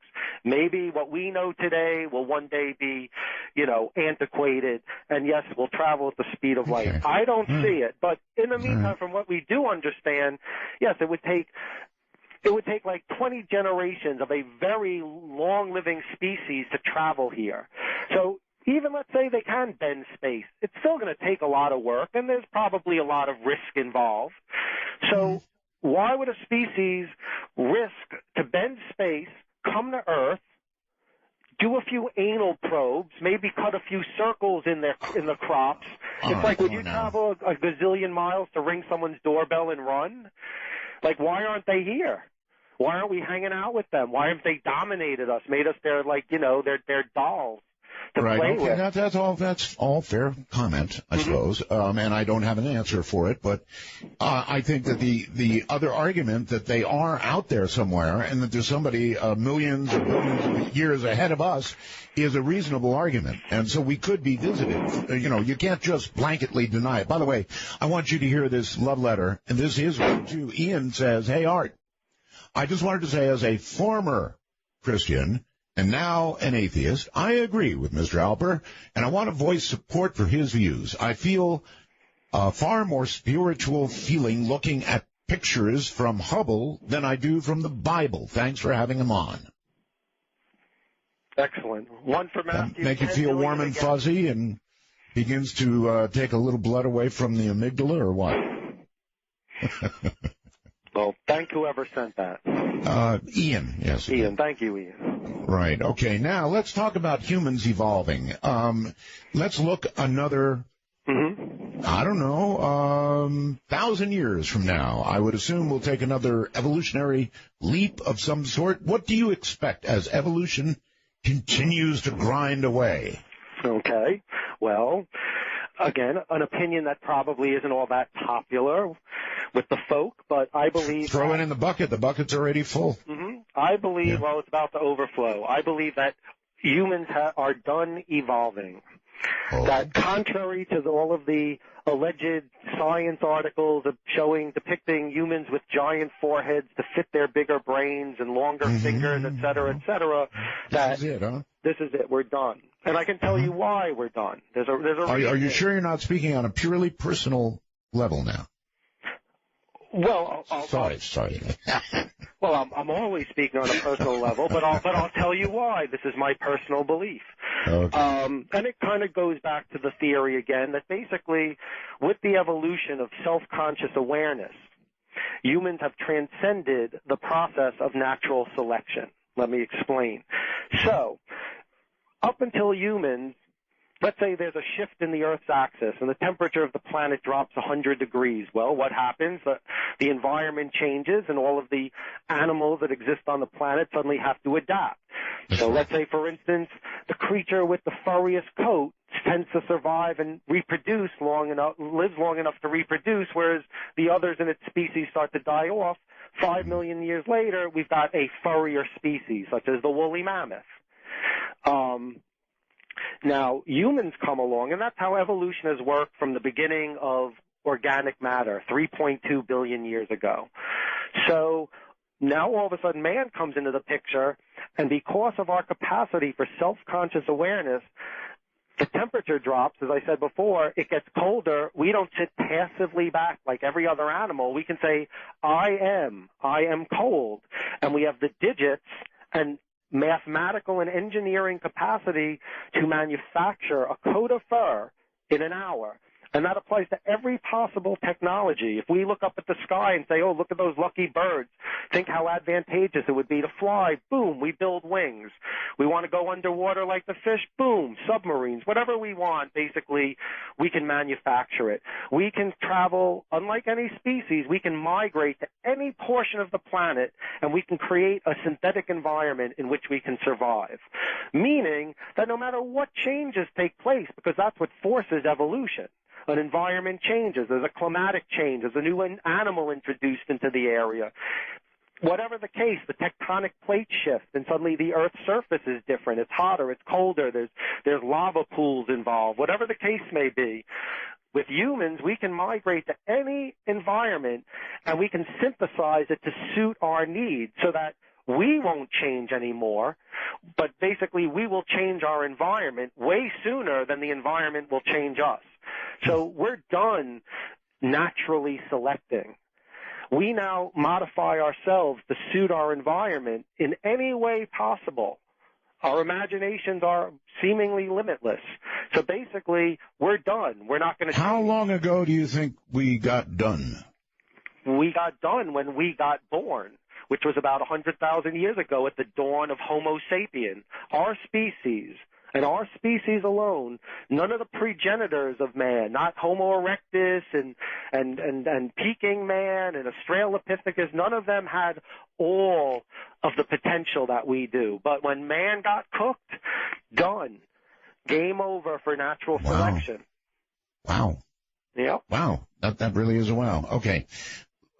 Just for the sake of time here, let me move on. Okay. There's been study after study after study showing, interestingly, that when a group of people pray for somebody, it has a measurable, actual effect. Now, these are double-blind studies, and I wonder how that information gets digested by Matthew Alper.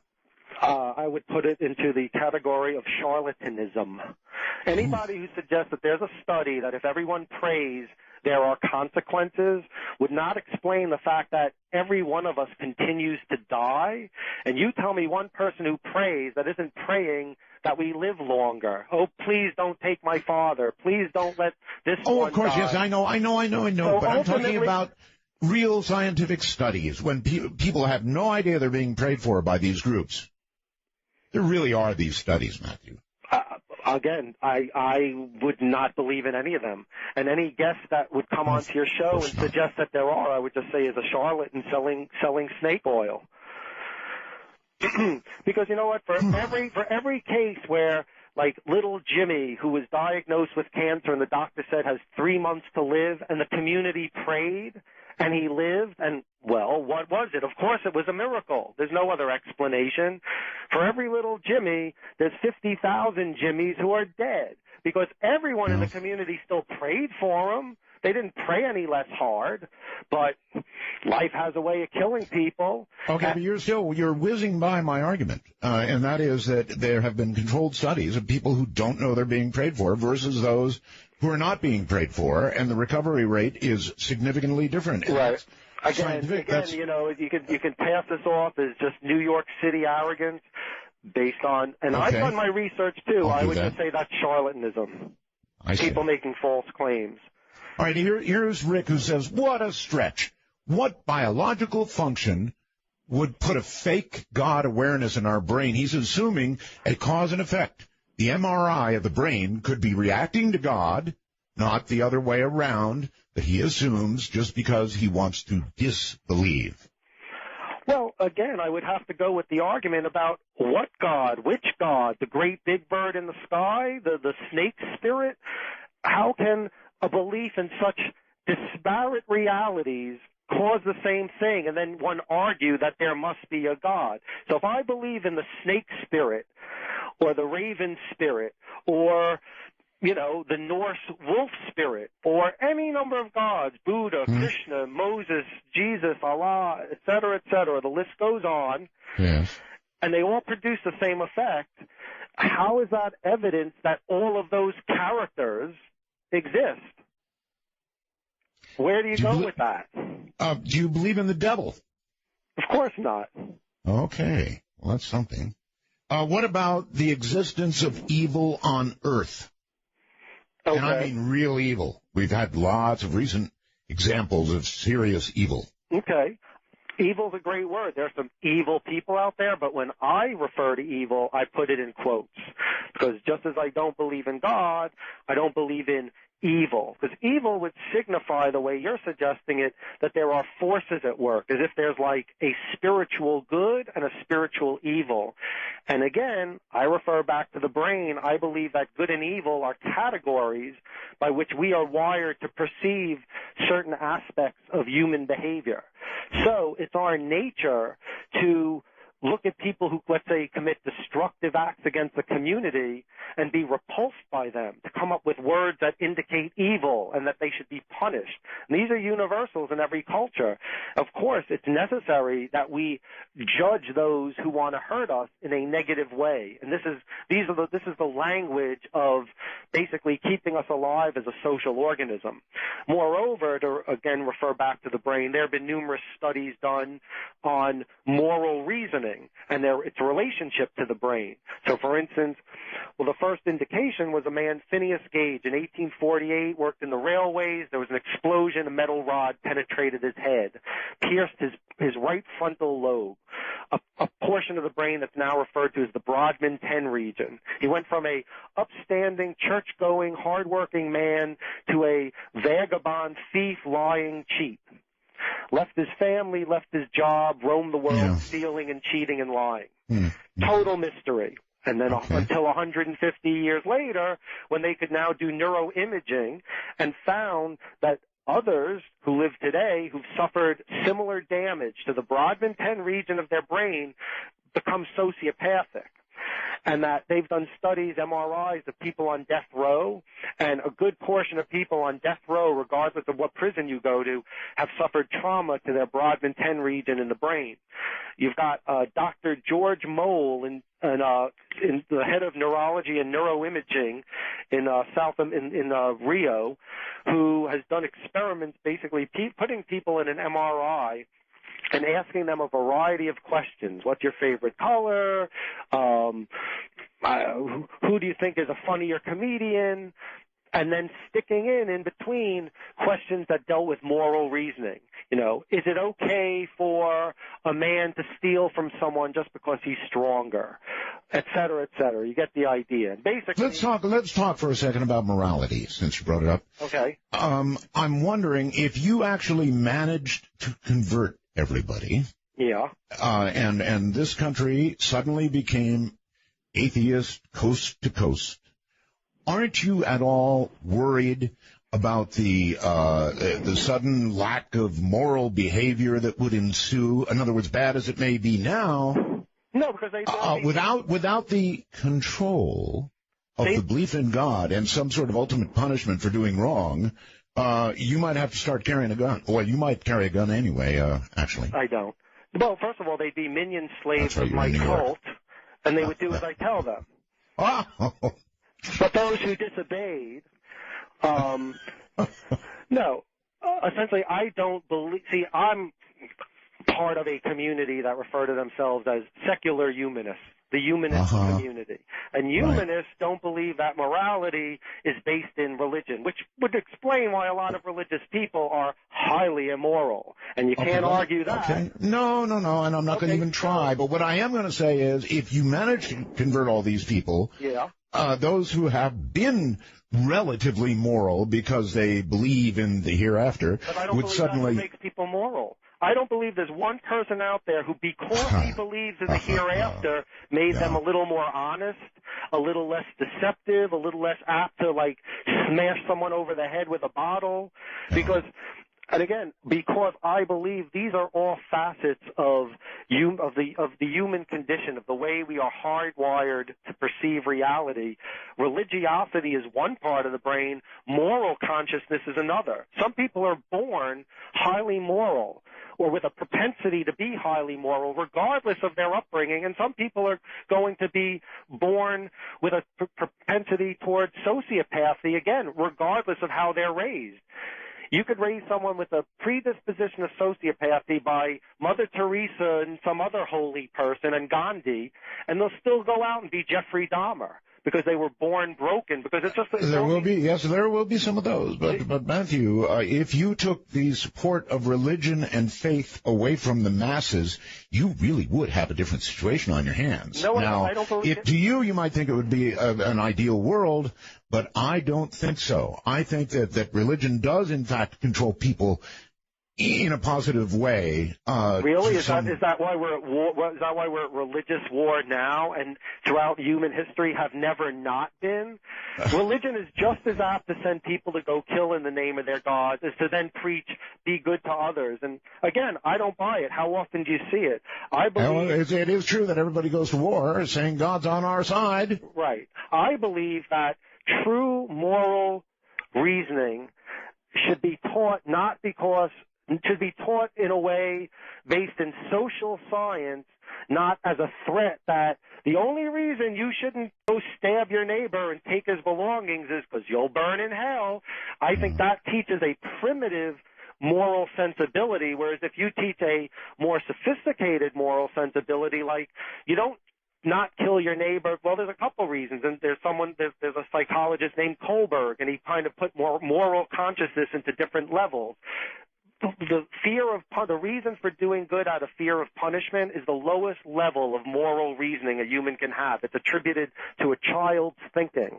Nevertheless, if it achieves the behavior, then you have to imagine if it were taken away, what you would end up with. Listen, hold on. Mm-hmm. We need to do a couple things here, Matthew. Okay. One is we need to open up the lines. Okay. So that's what we're going to do. We're going to open up the phone lines right now. Okay. And would love to have you call now. I am going to go to the extra mile here to ask you to be polite. In other words, argue with Matthew all you want, but try and be civil.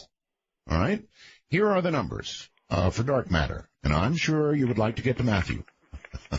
The number, get this, Matthew, is 1-855-REAL-UFO.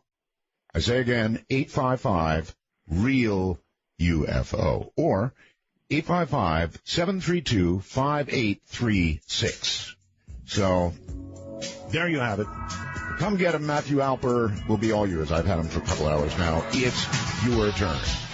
From the high desert, the great American Southwest, dark matter raging in the nighttime.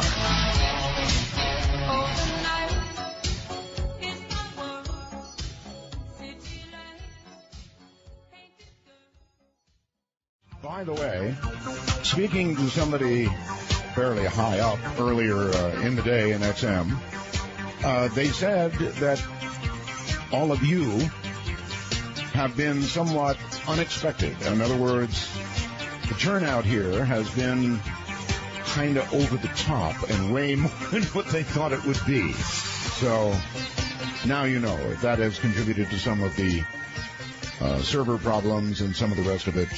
There you go. And all kinds of new stuff at artbell.com. Make sure you take a visit. Man, there are some really good stories up there, including the hydrogen bombs dropped on North Carolina. The real story is up there. And it's amazing to me that our government can do something 50 years ago like that. And then think, well, it's okay, once 50 years has passed, the fact that they dropped a couple of hydrogen bombs that came within 3 volts of blowing up the whole East Coast, it's okay to tell that after 50 years. Makes you wonder what we're going to hear 50 years from now. Matthew, welcome back. Thanks for having me back.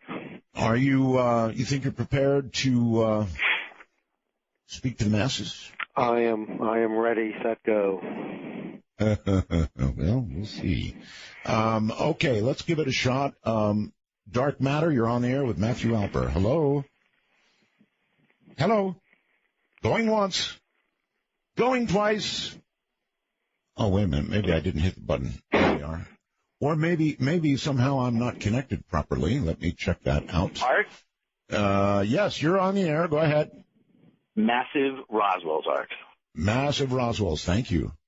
Just want to thank you for having Matthew back. I think you've clearly packed these early days with some of your most extraordinary guests that you've had over the years, so thanks for that. Well, a lot of people did not exactly consider Matthew to be an extraordinary guest when I first had him on. I can guarantee you. It's still a very...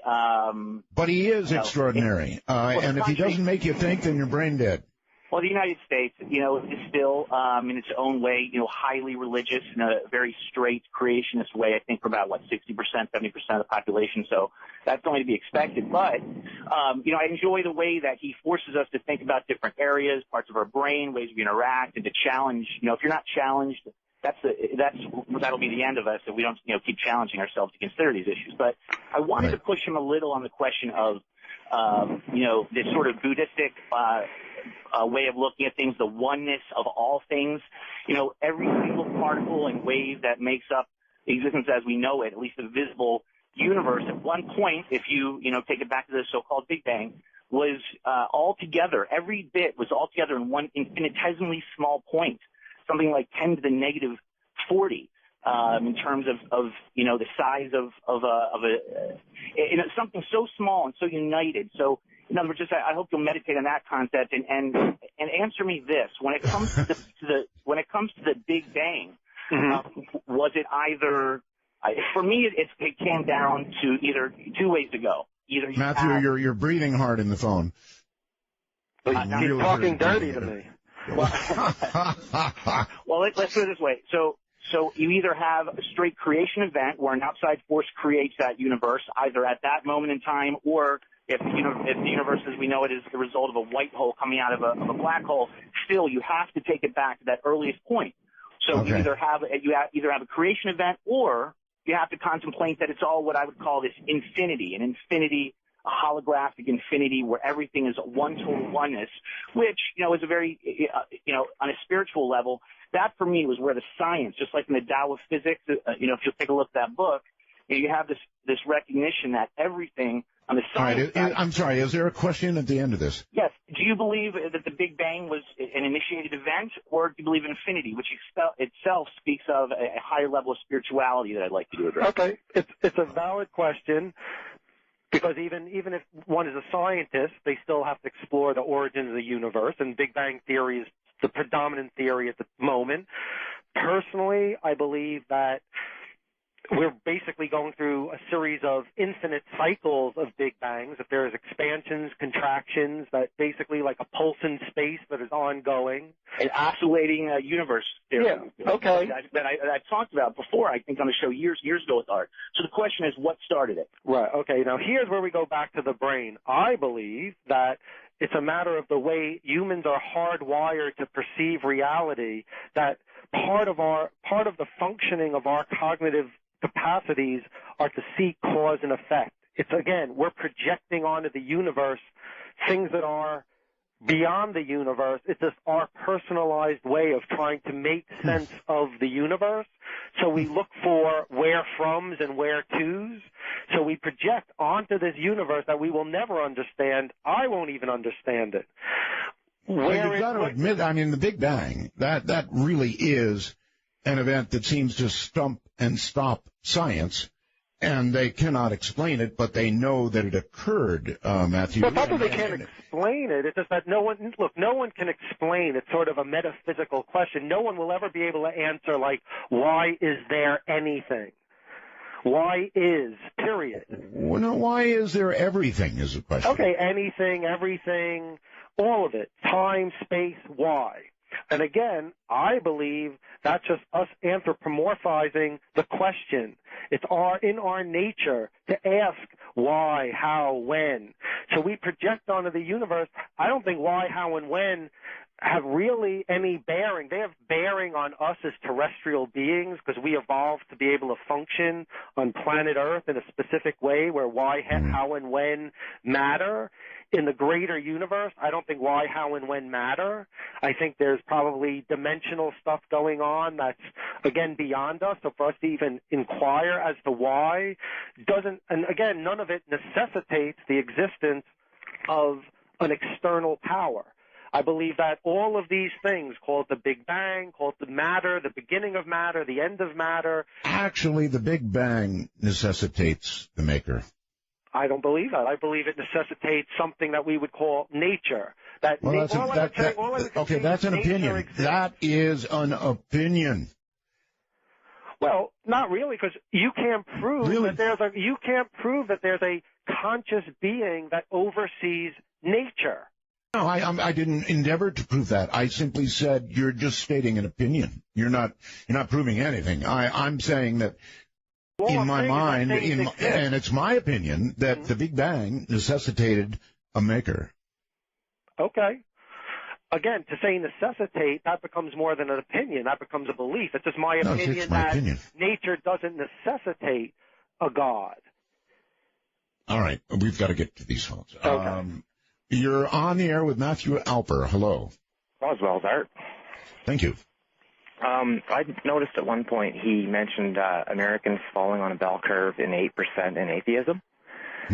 And then he mentioned in Europe that it falls it's 30% in atheism. So it depends on the country. You're actually speaking to him, so, go ahead. Okay, so Matthew. Yes. So it's 30% atheism in Europe. So if it all comes down to physical brains, then like gray matter parts, then why that difference in the bell curve? Well, again, a good question. There's a chapter in my book. Why is America so religious? A biohistorical hypothesis. And essentially, and there's UN reports on the correlation between a number of things: development in a nation, literacy statistics, and religiosity. And essentially, the less developed a country is, the lower the literacy rate, the higher religiosity there tends to be. More people going to church, more people claiming they believe in God, that it plays a strong role in their life. America is an anomaly because here we are, a developed country with a relatively low, high literacy rate, and yet we rank very high in the religiosity curve. And how do you account for that? And I account for that in my chapter, A Biohistorical Hypothesis, that basically America was a rare experiment in migration. Essentially, what represents today's Americans, and we're not talking about the indigenous Indian population or native population, but American settlers, America was initially made up of the world's zealots and fanatics, people escaping persecution and inquisition. You're claiming that has changed? No, well, what I'm claiming is there's one of the ways that evolution occurs. It either occurs through, there's a couple of ways. One is natural selection. So, for instance, it gets cold and those with the less furry coat die off and the furrier coats reproduce, so you end up with... Earlier you said we were done evolving. No, that's right. You did. No, we're not, but there's something called the pioneer effect, which is another way that life evolves. And when you have migrations of small communities, like when Darwin studied the finches, he found that on all these islands you had a slight variation of finches, and that's because the pioneer effect. Let's say 5 finches fly to another island, start reproducing based on, let's say, the genetics of the alpha male. Let's say it is slightly longer tail. So in the last 200 years, we don't read enough, but the Europeans read more, so they have more atheism. No, that's right? I didn't say that at all. What I'm saying is, if genetically speaking, you ended up with a community of hyper-religious people founding this nation. Quakers. Quakers was one example. We're not all Quakers. Huguenot. No, but the original settlers, the original community, by 1700, the Europeans referred to America as the Bible Commonwealth, and it had one of the highest levels of religiosity in any society ever because it was founded by religious zealots. So they had a high literacy rate as well, though, didn't they? Yeah, but that's not the point. The point is what happened. But you're saying your point is that we didn't read enough. You're not letting me say. And we became atheism. We became atheists. Is because of or Europeans did, and we didn't. Because of the genetic nature of religiosity, it can actually be passed through genes. So they've done genetic studies. But what about all the religious stuff that happened in Europe? They had the Crusades and all the rest of it. That was. I mean, they shouldn't be atheists now. We were they are. They're at a higher rate. No country in Europe was created the way America was by founding fathers of every American community was made up of zealots escaping persecution, people who were hyper-religious. Imagine that let's say music was condemned. All of Europe was governed by Can I finish? Let's say music was condemned by the world, and the most musical people, musical geniuses, people who would not let go of their musical heritage and decided they're willing to cross the seas in the most dangerous conditions to preserve their sense of musicality. So all of the musical savants and geniuses of the world all settled on an island. So do you believe that 300 years later? I kind of see what you're saying. But still, there's plenty of religion in Europe. There always has been. The Pope ruled that place for, then founded it and all that. Absolutely. That's the premise of my book, The God Part of the Brain. Humans as an animal are hardwired for religion. It will never go away. We will always be religion on Earth. But there's a difference between Europe and America for some weird reason. You said 30% Europe, 8% here. Our brains shouldn't be all that much different in 200 years of genetics, especially you just evolving. You just conceded that there are instances of genetic isolation. So like, for instance, among certain groups of Ashkenazi Jews, because they have isolated themselves, they can get something called Tay-Sachs disease. The Amish can get something Cotard syndrome, where they have polydactyly, where they can get extra toes and fingers, because they You know what, though? That doesn't really follow, because there's like plenty of genetic mix here in America. We haven't all descended from Quakers. I've got about 6 different strains of running in me. Absolutely. But initially, the foundation of this country was made up of fanatics, people who were hyper-religious, who had religiosity in their genetic code. The natives as well. And all brought it to one island. The natives too? No, but how much influence do the natives have on present-day politics in America? Well, you're not talking politics, though. You were talking about genetics and religiosity. I'm saying I've got some native in me. Like, right. That's not Quaker blood that makes me religious. Like, I don't. Because you're trying to simplify the point. These are statistical mechanics. You can't apply them to any one individual. When you do scientific studies that involve statistical mechanics, you're talking about like 83% of a population. Now, you could have one person say, that's absurd. I don't like vanilla, and yet this study says 83% I don't like vanilla, neither do my friends, so this study's dumb. You can't point, in statistical mechanics, you can't point to your experience, your friend's experience, Joey's experience up the block. These are... But you know, that's what you said about... Hold on, that's what you said about the prayer study. That what? You just threw it out. Yes, sure. Look, there are people making claims every day. People wander up the streets. I spoke to God. Do you concede to every one of those claims? No, he may or may not have. He probably can't produce proof of it. As long as he's being harmless enough, he's okay to have his belief there. Hey, I'm not saying he cannot believe. You want to believe that UFOs live in your home, go for it. I don't care what people believe. I don't care at all. All I'm doing is laying out a hypothesis for a theory that suggests that human beings are genetically hardwired to perceive a spiritual reality, and that's where all of our belief systems come from. And it's an evolutionary adaptation that makes us a more survivable animal in a world in which we know the terror of death. That's all I'm saying. I didn't say it's bad. You believe whatever you want. If it makes you happy, again, believe in the great big bird. Believe in sea monkeys, Ronald McDonald. I don't care. If it makes you happy, if it floats your boat, awesome. I would never condemn anyone. I would only condemn people if they try to push their views into my legislation. So if somebody comes out there and says, well, we represent the majority, so you have to believe in the great big bird too, and you have to do rituals that suggest you believe, and you have to wear the color red because that's the color of our belief system, that's where I'll stand up and say, I think from our side, though, that we're worried that your side may try and do that. But by what? By saying that, like, you shouldn't pray at school? Well, no, by saying that everything comes down to statistics, and then we should all run our lives based on what some guy's seen under a microscope and says that your brain produces this, and therefore we should all do this. I think that you should allow people to have their ways a bit, as long as does. I just said I do. Right? I just don't believe you can legislate in I agree with you. a multifaceted community like America's supposed to be. The majority shouldn't rule. So if 10 out of 15 people believe in the great big bird, in our particular nation, they should not be able to force the other 5 to, when they go to school, to pray to Big Bird, or to have Big Bird in every storefront, because it would be an insult to the Big Bird if we didn't have it there. That's all I'm saying. Don't believe in Big Bird when you go to your church. Pray to Big Bird when you're at home. Decorate the walls with Big Bird. No. Well, I think we should all pray to the pharmaceutical companies, right? I don't remember advocating that. No, I think you would. Right. Personally, I go thank you, Art. Thank you, Matthew. Farm myself. You bet. Okay. Whew, that was a good one. I enjoyed that. All right, let's go here. Dark Matter, you're on the air with Matthew Alper. Thank you very much, Art Roswells. Thank you.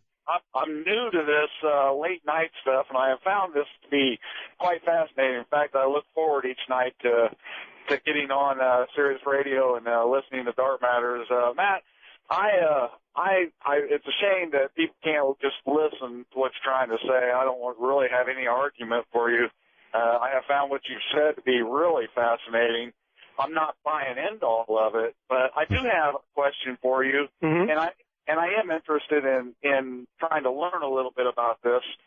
I am a recovering alcoholic. I have had what I call a spiritual experience, and I guess my proof is that I once could not stop drinking, and now I have stopped. I have recovered from that disease, which I believe now, so forth, is a disease. How would you explain then what I bought into a higher power? How would you explain then how that? And I'm basically, how would you explain you stopped drinking? The higher power gave you the ability to stop drinking. Is that fair? Or yes, or at least that there's an existence of a higher power. Okay. Well, there's a chapter 16 in my book is called Religious Conversion. And it's basically about, people who go through religious conversions, which generally happens to the majority of people between ages 15 and 21, but it can happen at any point in our lives.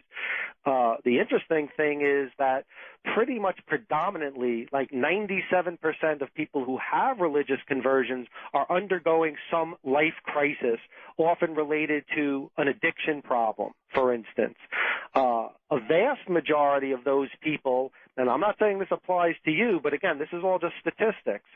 The majority of these people have suffered some type of abuse as children, some type of poor upbringing. They were either physically abused, psychologically abused, or somehow neglected.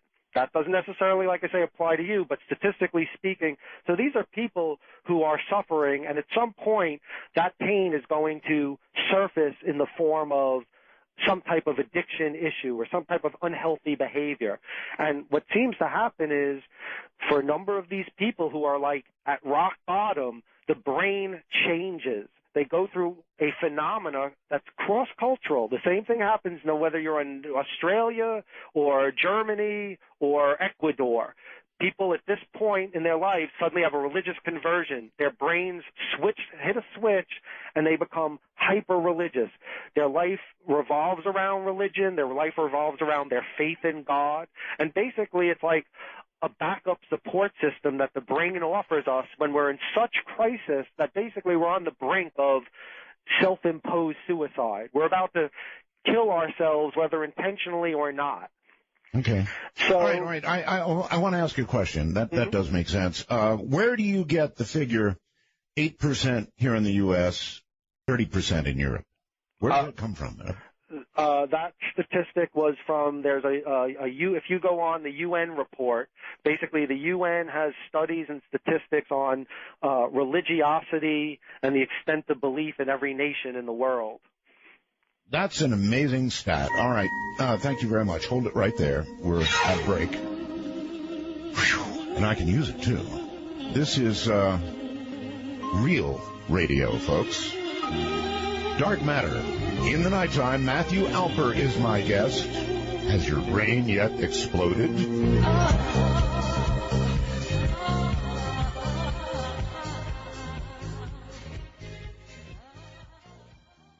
Well, you certainly have lit up the lines. They're blazing, and so we're going to get right back to it. Matthew Alper is my guest. His book is one that you're going to want to check out. If you're not afraid to be challenged, then I would say the God part of the brain is for you. Matthew, where is your book available now? Any Barnes & Noble, and that counts for around the world, going into Russian this week, actually. Really? Now available to 600 million more people. Or you can go online to Amazon or BarnesandNoble.com. You wouldn't happen to know the percentage of atheists in Russia, would you?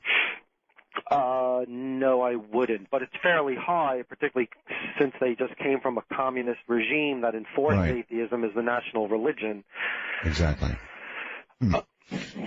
Okay. All right. Back to the phone. So wherever you can manage to get the book, get it. Barnes & Noble, whatever. You're on the air with Matthew Alper. Hello. Hello. Hello.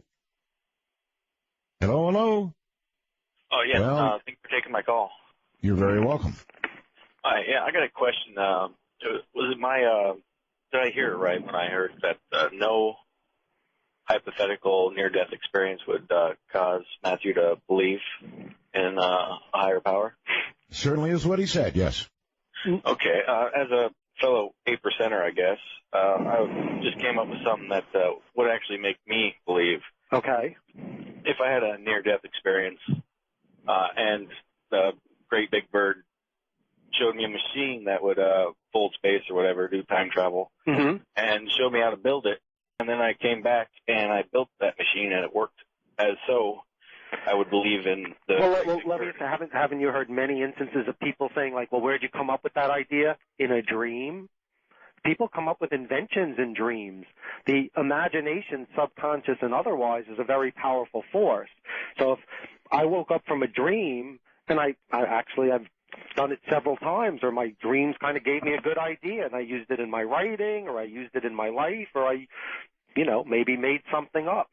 And I hear it all the time. Inventors like, yeah, I had this crazy dream where I saw myself, blah, blah, blah, and they said I decided to try and see if you could actually make it, and that's where their technology came from, or their scientific discovery. So, again, for me, that wouldn't cut it. All right, well, thank you. I was just thinking, okay, it was a good try. Beam me up kind of thing. Okay, good try. It was a good try. Tried a new angle to wiggle in there, but... It was a good try. And, Matthew, really, you are so closed-minded that some of the examples you've been given really would turn anybody's head. And change anybody's mind. Okay, listen, you say I'm closed-minded, but anyone who's religious is an atheist for a million other religions. So, like, if you're a sworn Christian, and you might say, look at that guy, at least he's not closed-minded, he believes. But when it comes to all the other religions, he's as hard-lined as I am. But you wouldn't criticize him for that just because he believes in his one thing. I might. I'm more open-minded than you think. You're on the air with Matthew Alper. Hello. Hello. Hello. Extinguish your radio, please. Yes. Okay, good. Hi, Art. Roswell's Art. Hello, Matthew. Thank you. Hello. Why do atheists attack Christians more than any other religion? And this is a personal question for Matthew, and please ask yourself seriously. Are you more offended by Christian symbols than you are any other symbol of religion? Not in the least. I believe that, well, first of all, you're projecting because you're talking about in America, or at least in the West. Now, why would that be true? Because Christianity dominates in the West. So if there's a group that doesn't believe in a popular religion, in our space, it's going to be Christianity. So their instinct is going to be to attack the religion that's popular for the day, the one that's trying to enforce their views and their legislation.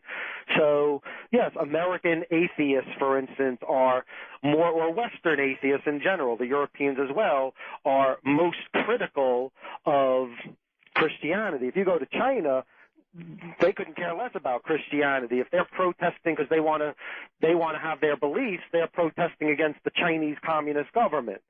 If you tell them about, well, what do you think about Christianity? They'll be like, I don't care. So it's really... I've got one for you. Mm-hmm. You spent some time in the Philippines, right? Yes. Very Catholic. Never in my life have I seen a group of people, Matthew, who are, they're very, as you know, very Catholic. Mm-hmm. I think the country's like, I don't know, 90% Catholic, something tremendous like that. But they are dirt poor. These folks are dirt poor. And what I'm talking about now is happiness. I'm telling you, brother, I've seen these people in such poor situations, hungry, not able to get a full belly every day by a long shot, flooded out, wading through water, but happy as can be. And they attribute it to, what do you think? I'm going to guess God. Look, well, that's why we evolved this function, because it comforts us, because life is painful, and life is full of misery and suffering and pain. But surely when you were there, you observed this phenomenon. Well, I observed the same as I would in like a South American country, that people are very Catholic and bound to, the Catholic paradigm. Because sure, when they were conquered by the Spanish, it was enforced upon them, and they went from believing in primitive. Yeah, but Matthew, I'm talking about truly happy people here. Truly happy. Right, but then you'd have to make the argument that basically religiosity equals happiness, and the more religious. Well, I am making that argument to some degree. I mean, look at us. Yes, we're a very rich country, but are we a happy country? Are we as happy as, for example, what you observed in the Philippines? I think not. Yeah, but if you look at the list of happiest countries, for instance, a lot of them are Scandinavian. For instance, they have the highest rate of atheism on the planet. Go look it up. Highest rate of atheism is in Scandinavia. And Northern Europe. You're right. Those are some of the happiest countries in the world. It's a good point. All right, you're on the air with Matthew Alper. Hello. Hello. Yes, hello. I can't tell if am I on the air? You're on the air. Yes. Oh, okay. Well, I do have a question for Matthew, but first off, I just wanted to quote something out of the Bible, which I have been studying for about 36 years, but because I had one of those experiences he's talking about. All right, tell us about that, please, but please don't quote from the Bible, but please go ahead and tell us about your experience. Well, his argument is basically against the Bible, so I'm wondering why I can't. Well, it's against every Bible. It's not just the Christian Bible. Right. It's against all right. Bible of every culture. Well, okay. No, there is only one Bible, the Holy Bible. Right. As you see it, but you know what? Listen, excuse me, miss. In all due respect, if you were born, let's say in, I don't know, Iraq. I know, Iraq or something, and I was Muslim or something. I would be brainwashed by the Quran. But let me tell you something. One at a time here. Go ahead, ma'am. Okay, let me just read something to him. This is not from the Bible, okay? Okay. This is just off the back of a CD that I happened to, a DVD that I ordered from a man that was an atheist. His name was Dr. Hugh Ross, and he received his PhD in astronomy from the University of Toronto, and did his postdoctoral research at Caltech on quasars. On this particular DVD that I've got, he presents his scientific evidence for skeptics, he says, putting creation to the test. In other words, he says that, he has unshakable confidence that God's revelation of himself in Scripture and in nature do not, will not, and cannot contradict, has become his hallmark, his unique message. It says he scouts the frontiers of origins research to share with scientists and non-scientists alike the thrilling news of what's being discovered and how it connects with biblical. Okay, what do you want me to do with this? Now, what I'm saying now is this man is just as educated as I'm sure as Matthew, and probably maybe even a little bit more so, since he is actually an astronomer and an astrophysicist. Okay. He says that the reason that... Listen, there are plenty of there are Nobel Prize winners who believe in God. That's not proof of... Is that your proof of God, that you point to a guy? No. My proof of God... Proof of God? No, my proof of God is that, believe me, because I'm 66 years old, almost 67, okay? I don't know how old you are, but I pray that you still have time. I'm 142 years old. Well, you may be, but I tell you what, you will never, ever find true happiness, and you will never. Oh, now you're making a good point. Find wisdom. You will never ever find wisdom unless. Listen to me a minute. Unless you open up the Holy Bible of God Himself, Jehovah God. Okay, thank you. Well, Thank you. You've inspired me, and I'm now reading the works of Homer, and I've turned to a new religion. Unfortunately, it's not the New Testament. All right, she said you'll never find true happiness. Right. Well, will anyone? And we were just on the subject. of happiness. So, it's a pretty good question, actually, in a lot of ways. Do you think that you have found as much happiness as you can here on Earth, Matthew? Well, I mean, it certainly wouldn't hurt if someone waved the magic wand and put $100 million in my bank account, for instance. Now, can I control that? No, but to the best of my ability, I have worked fairly hard on trying to make for a happy existence, because I do believe that this is my only shot at it. So I might work extra hard at trying to seek out happiness, whatever that might mean to me. What it means to me might be different for you. Well, indeed, it sounds like what it means to you is that you squeeze every buck you can out of atheism, and you're getting happier and happier. Not at all. I don't squeeze bucks out of anything. If anything, let me tell you, you had me on in it was 1998 the first time, and this was right. And this was for about 2 or 3 years I was on semi-regularly. I was on once or twice a year.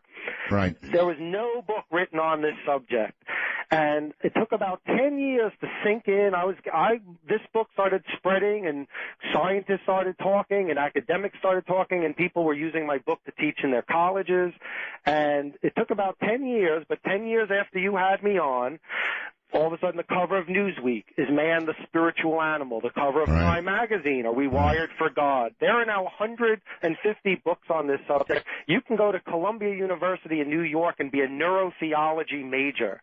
So even as ironic as it might be, as much as you might protest my theory, you helped give birth to a new science. Oh, and I meant to, buddy. I meant to. Just letting you know that. I think you're maybe more interesting now than you were then. I believed you were a good guest to have on then, and I believe it all the more now. So, that's why you're here, because what you've got to say carries weight. You're on the air with Matthew Alper. Hey, Matt. Hey, I just have one question. Okay, turn your radio off, please. Come on, everybody. When I answer the phone, you can hear the show when you're on the phone, so turn the radio down when you get through. Okay, go ahead. Caller? He turned the phone and the radio off. Apparently. Next. Yeah. Next. Hi, you're on the air with Matthew Alper. Yes, how you doing? All right. I'm doing okay, sir.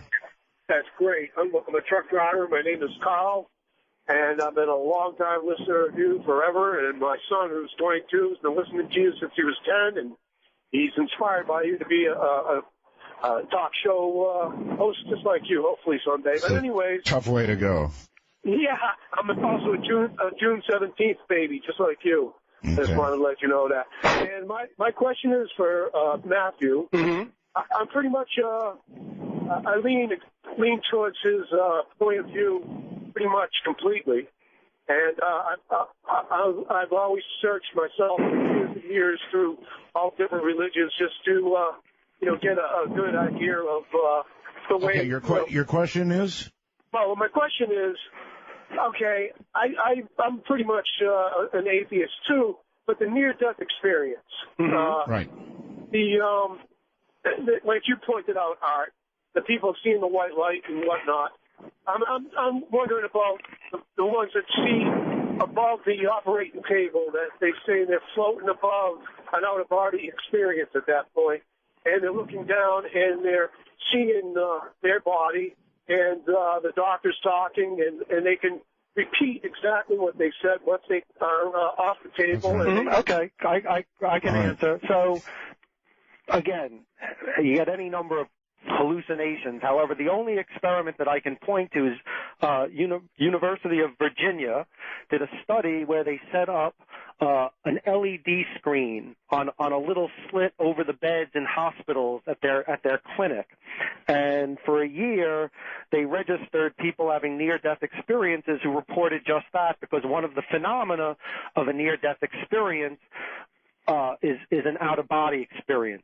They sometimes go hand in hand, which I also, there's been studies that show that it can be connected to a brain region in the angular cingulate, a part of the brain, and that basically it's a type of hallucination that we are capable of having.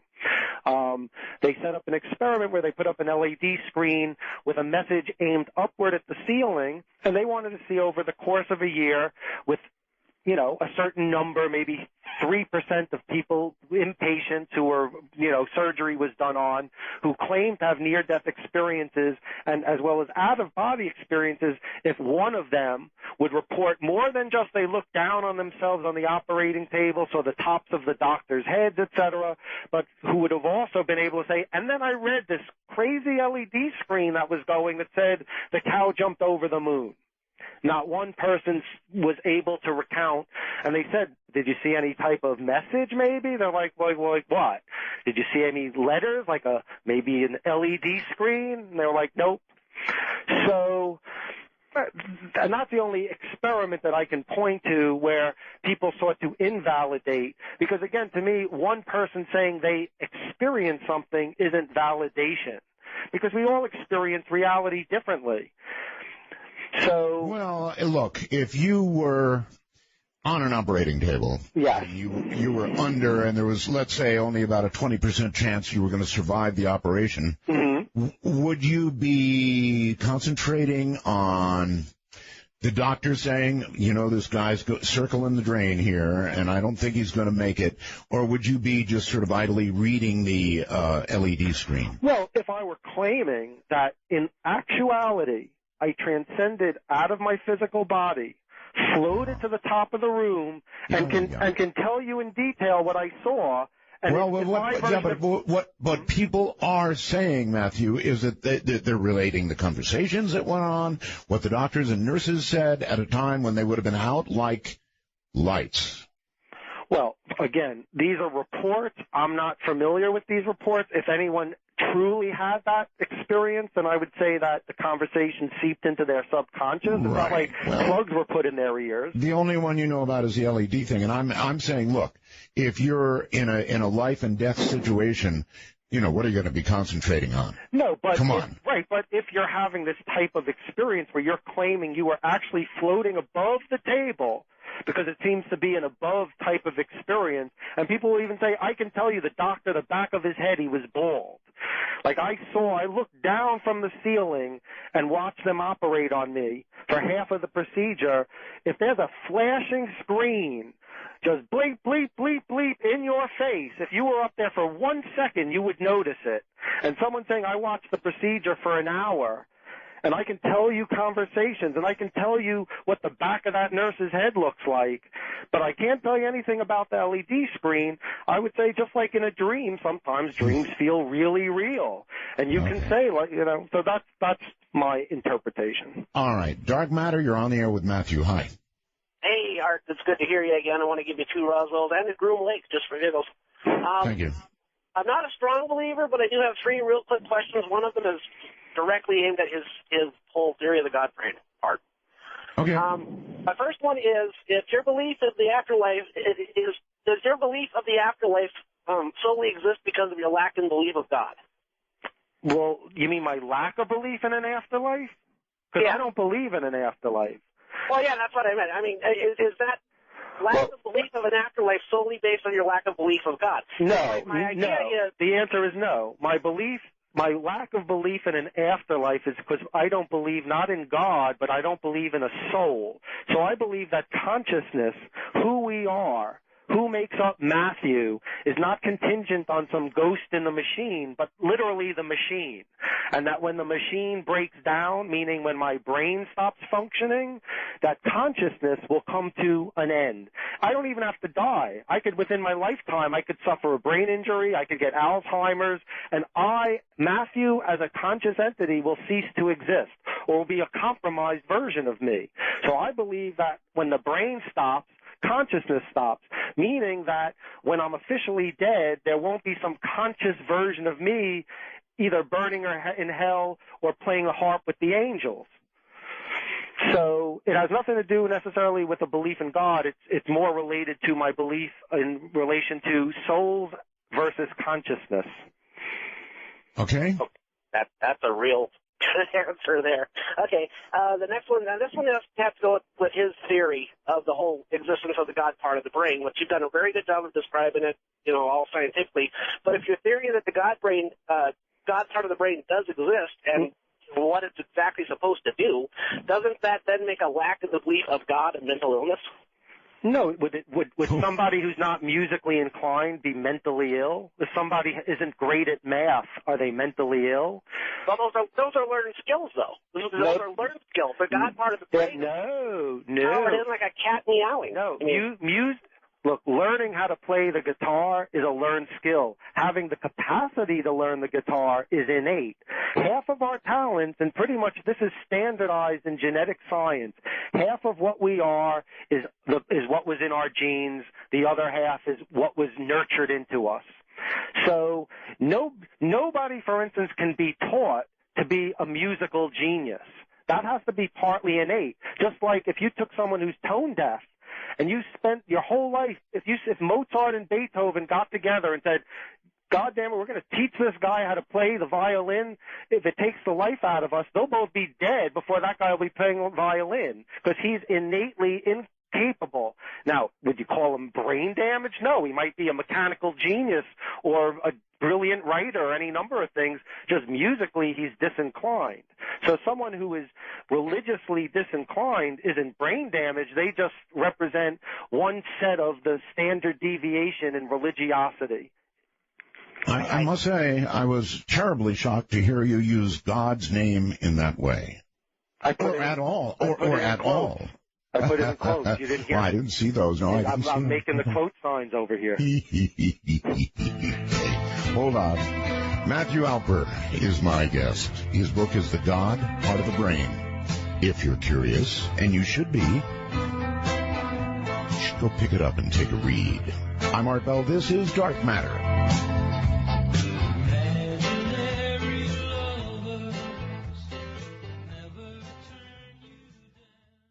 See how calming the music is? It's like taking a break for a moment, letting your mind sort of drift off of just a little from some of this hard stuff, and it is hard. Catherine, Matthew, says the following. Art, I'm curious if Matthew was raised with any type of religious affiliation. Were his parents religious? He comes across as being a very angry atheist. This is deep-rooted hate. How do you respond to that? Well, I was raised in a weird satanic worshiping cult where they were drinking my blood as a child. They're all going, I knew it. Yep. No, seriously now. Serious question.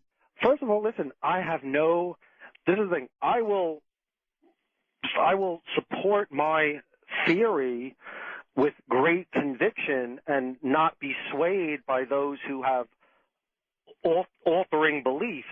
Nevertheless, I have no grudge for the most part against anyone's beliefs. I mean, I do believe that religiosity has spawned a lot of very destructive and hostile and antagonistic, behaviors, which we see again in, we just turn on the news today and we see it every day. But all right, that's responding to the deep-rooted hate part. But the question was, yes, how were you raised? I was raised in a predominantly secular upbringing, meaning religion played no role. My family was Jewish, but not at all religious. So, like when I was 5, we had a menorah, and by 6, everyone agreed that was boring, and then we had a Christmas tree, and then by 8, it was like, you're too old to believe in Santa Claus, so and plus you get presents every time you go to the store, so enough of this, like, cashing in on Christmas nonsense. And then that was the end of pretty much religion, except we would all get together for Passover dinner and still do to this day, really just as an excuse for the whole family to get together. Basically, we celebrate Thanksgiving and Passover as the two excuses for the family to get together and eat. But everyone in my family is in mixed marriages. My one cousin's married to a Hindu. My sister's married to an Irish Catholic guy. Okay. All right. Well, your mom and dad have had, I'm sure, ample opportunity either to hear you on my program and to read your book, right? How have they reacted? Well, oddly enough, my parents are two of the least spiritual people I know. Like, they just couldn't care less. They're kind of materialistic. Not like they're out seeking material wealth or goods or care about name brands. They're just not spiritual. They don't pray. They don't meditate. They don't care about spiritual things. It was really never mentioned in my house. If anything, I was like the headache in the home because I was constantly asking questions. What's this? What's that? Who's God? Oh, I bet you were. You know. I bet you were. All right. You're on the air with Matthew Alper, Dark Matter. Hi. Hello. Hello. Yes, hello. Is this me? Rod? It is. No, it's someone else. Well, every time I hear hello, I don't know if it's me or not. Right, I understand. Okay. I'm not an atheist, but take Pascal's bet. I'm pretty much an agnostic, though. Catholic in his 40s and all that. Okay. Here's my question for Matthew about the life and life force, because I actually sat with my father-in-law as he passed away, and 1 minute you could tell he's not dead yet. Matthew, if you can avoid breathing into the phone, sorry. That'll help. Okay. And so your dad passed. Yeah, my father-in-law. He was passing away. 1 minute, it's like we're all gathered around. The next minute, everybody's like, "Oh, he's not here anymore. Goodbye." Right. And it makes me very curious because, like I said, I'm agnostic, like the Who song. I'm a seeker, but I really don't care. But it's these little things that make me, re-question what it is. Well, Okay. what little thing? The fact that 1 minute your father was alive and then he was not alive? Well, it's that we could all tell. We could all tell, we're gathered around, and then it's like, well, he's not here anymore. Let's go. Well, you could tell what, though? You could tell that the life force was leaving his body? Well, Did you have some experience? It's not that we could see that. It was more that, because he was on morphine and whatnot, and, Yes. we're dabbing his lips with water and all that. And I'm just not sure what you're saying. Well, so certainly you see the chest stop moving up and down, and but that happened. That happened many a time. This was over 14 days. Pancreatic cancer, and so but we always knew. Okay, he's there. And like I said, I'm agnostic. I really don't. But these things make me stop and go, Okay, are you saying that when he actually did finally die, there was a difference that you detected? In other words, soul leaving the body, whatever. Well, we didn't see anything, but now it's like, oh, there's a shell sitting there. Okay, so basically you all kind of came to the realization, whoops, he's now dead. Yeah. But I guess that kind of happens, right? We kind of figure it out. I can take it another notch up. Okay. I've talked to plenty of people who have said they have felt the soul of the person passing pass through them. Right. Okay. So again, my take is I don't care what anyone tells me. I don't care if you're a Nobel Prize winning scientist and you tell me anything. Until a valid scientific experiment is set up with a hypothesis and a control and a series of, subjects that are tested on. And you know what, Matthew? In this PC world, you can't do that anymore. But back in the 1800s, they actually weighed people at the moment of death and detected a change in weight. I can't give you a modern example because they can do that now. You can have someone on. I know they can do it. They don't do it, is what I'm saying. We live in a very PC world. You know that. Yeah, people don't lose weight when there's this notion that the soul weighs 28 grams. That, again, it's all, sure. You could say 300 years ago all sorts of things happened. 300 years ago someone stumbled out of the saloon and said he saw God, and next thing you know, he had his own cult, and people followed him to Utah or whatever happened, So, I mean, these things happen. But, again, I would never put faith in any individual expressing anything he tells me happened to him. If a group of scientists say, we've done this experiment, here's the experiment, here's the control, and this is what happened to him, then I'll listen. But you mean kind of like in the prayer experiments that were scientific? Yeah, but listen, I follow this. You never stuff. saw them, right?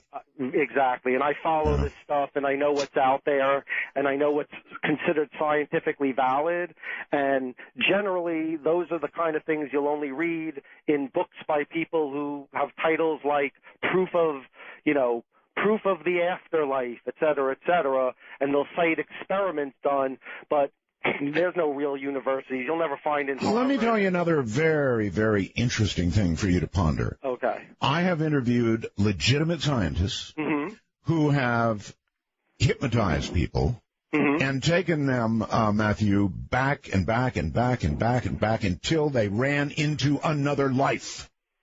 Sure. Well, there's all sorts of, there are people who make claims for past life. No, these are not just idle claims. Now, when they got to this, between a claim and an idle claim, bear with me. Okay. Bear with me. When you get to this other life, you begin asking details. Who are you? Where did you live? Who were your friends? And, detail upon detail upon detail. And they came out, they got checked out, and it was real.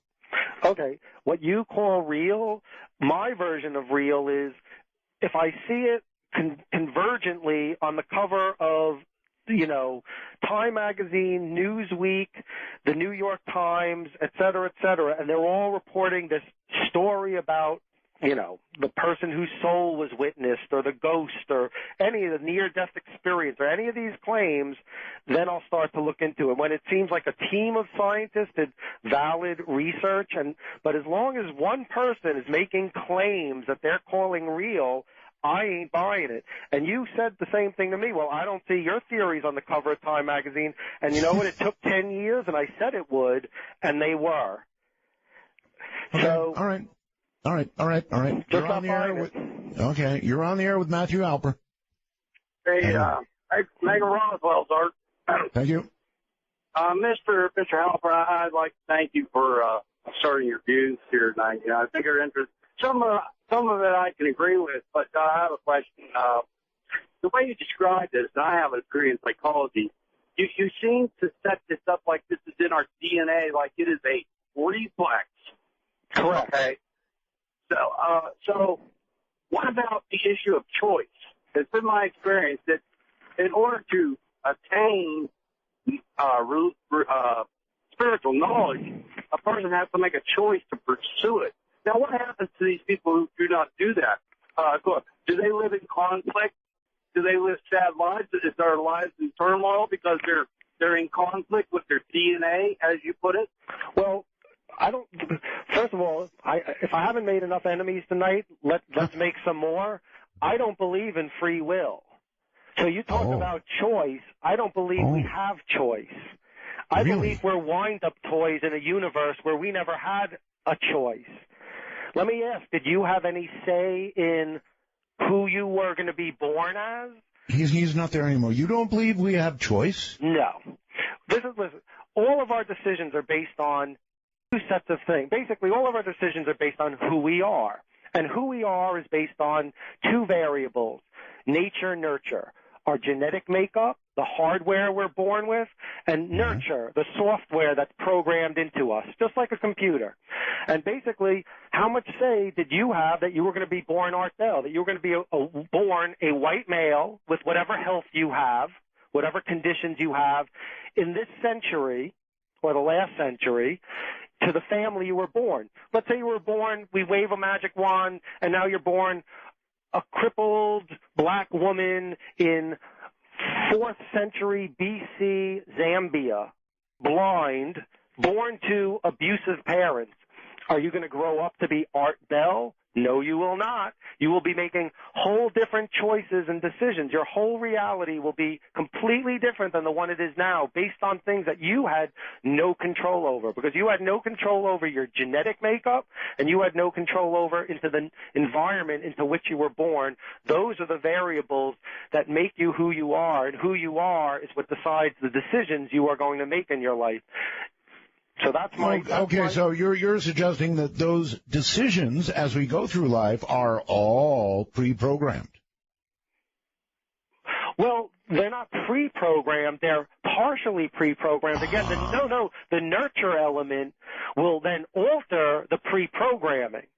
So, for instance, you could have two identical twins. Well, that would be called choice.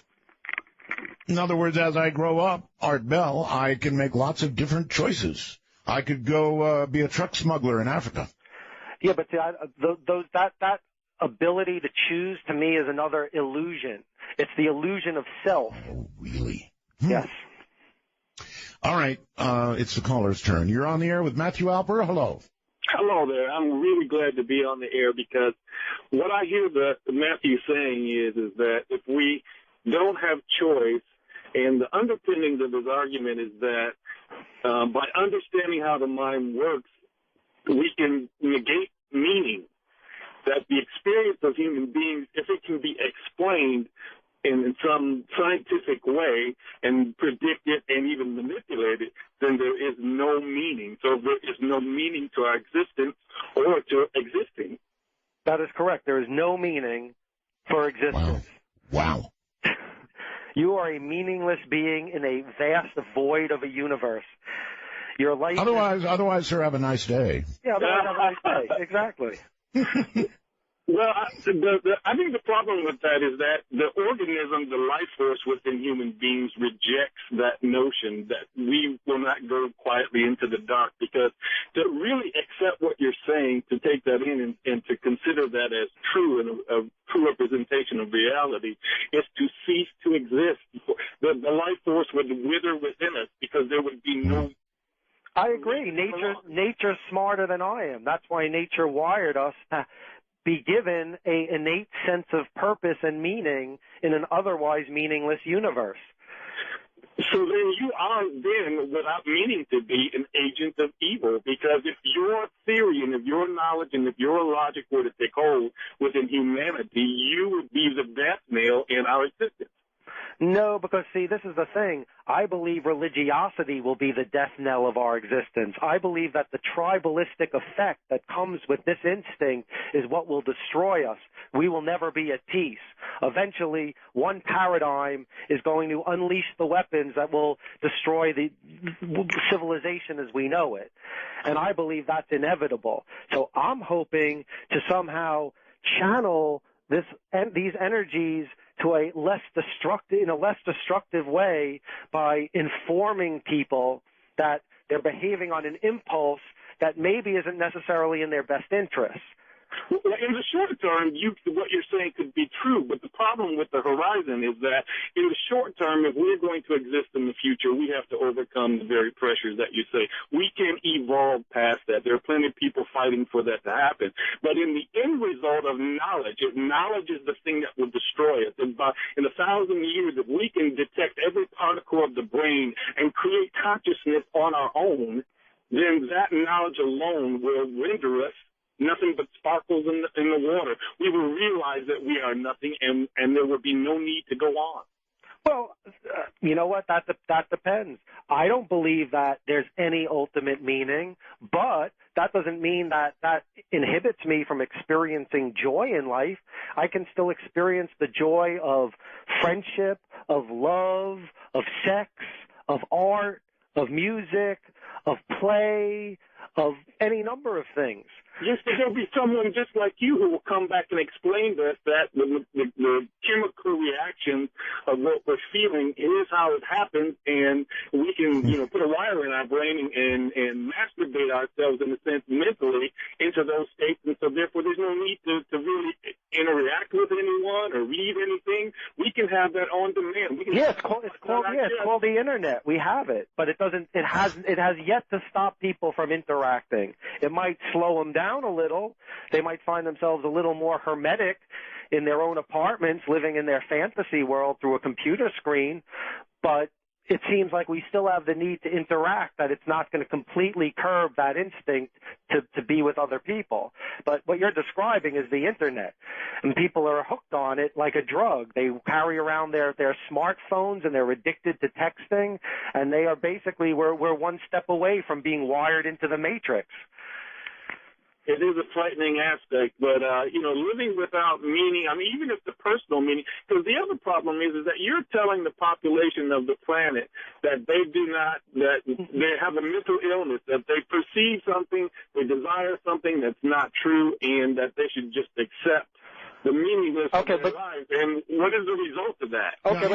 In fact, that is what you're saying, yes. Right, but he just made an important distinction because he mentioned personal meaning. What I'm talking about is ultimate meaning. Like, does my existence matter in the ultimate universe? Like 1 billion years ago from now, will I be anything other than cosmic dust, a blink in the eye of time that played no ultimate significant role in anything, and that's true of all of us, that I believe. Personal meaning, though, that's what gets us through the day. That's what still makes life, worth living. Yeah, worth living.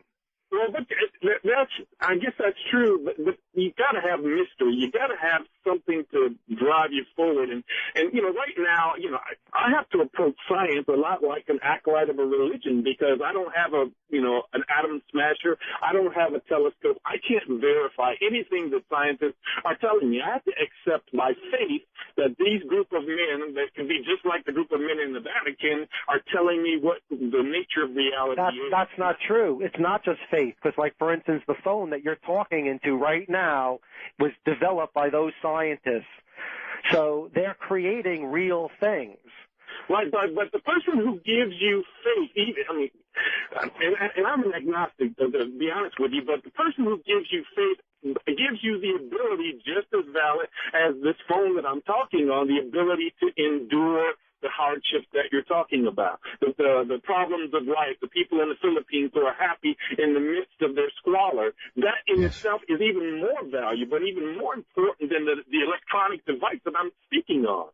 The ability to live your life and to seek pleasure and flee from pain. And if you can't change your environment, to be able to change your own environment in your head is extremely important. Yeah, but they're making the assumption that atheists can't be happy, that people who don't believe in God are incapable of happiness. And and I disagree. Okay, well, obviously. All right. We're going to take a break here. You're listening to Dark Matter in the Nighttime. I'm Art Bell.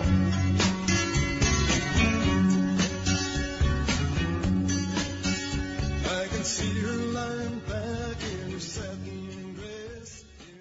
My guest is Matthew Alper, and his book is The God Part of the Brain. You can get it most anywhere. All you got to do is go out and look a little bit. So if you're challenged by what you've heard, I would think you'd want to read, and read very, very carefully.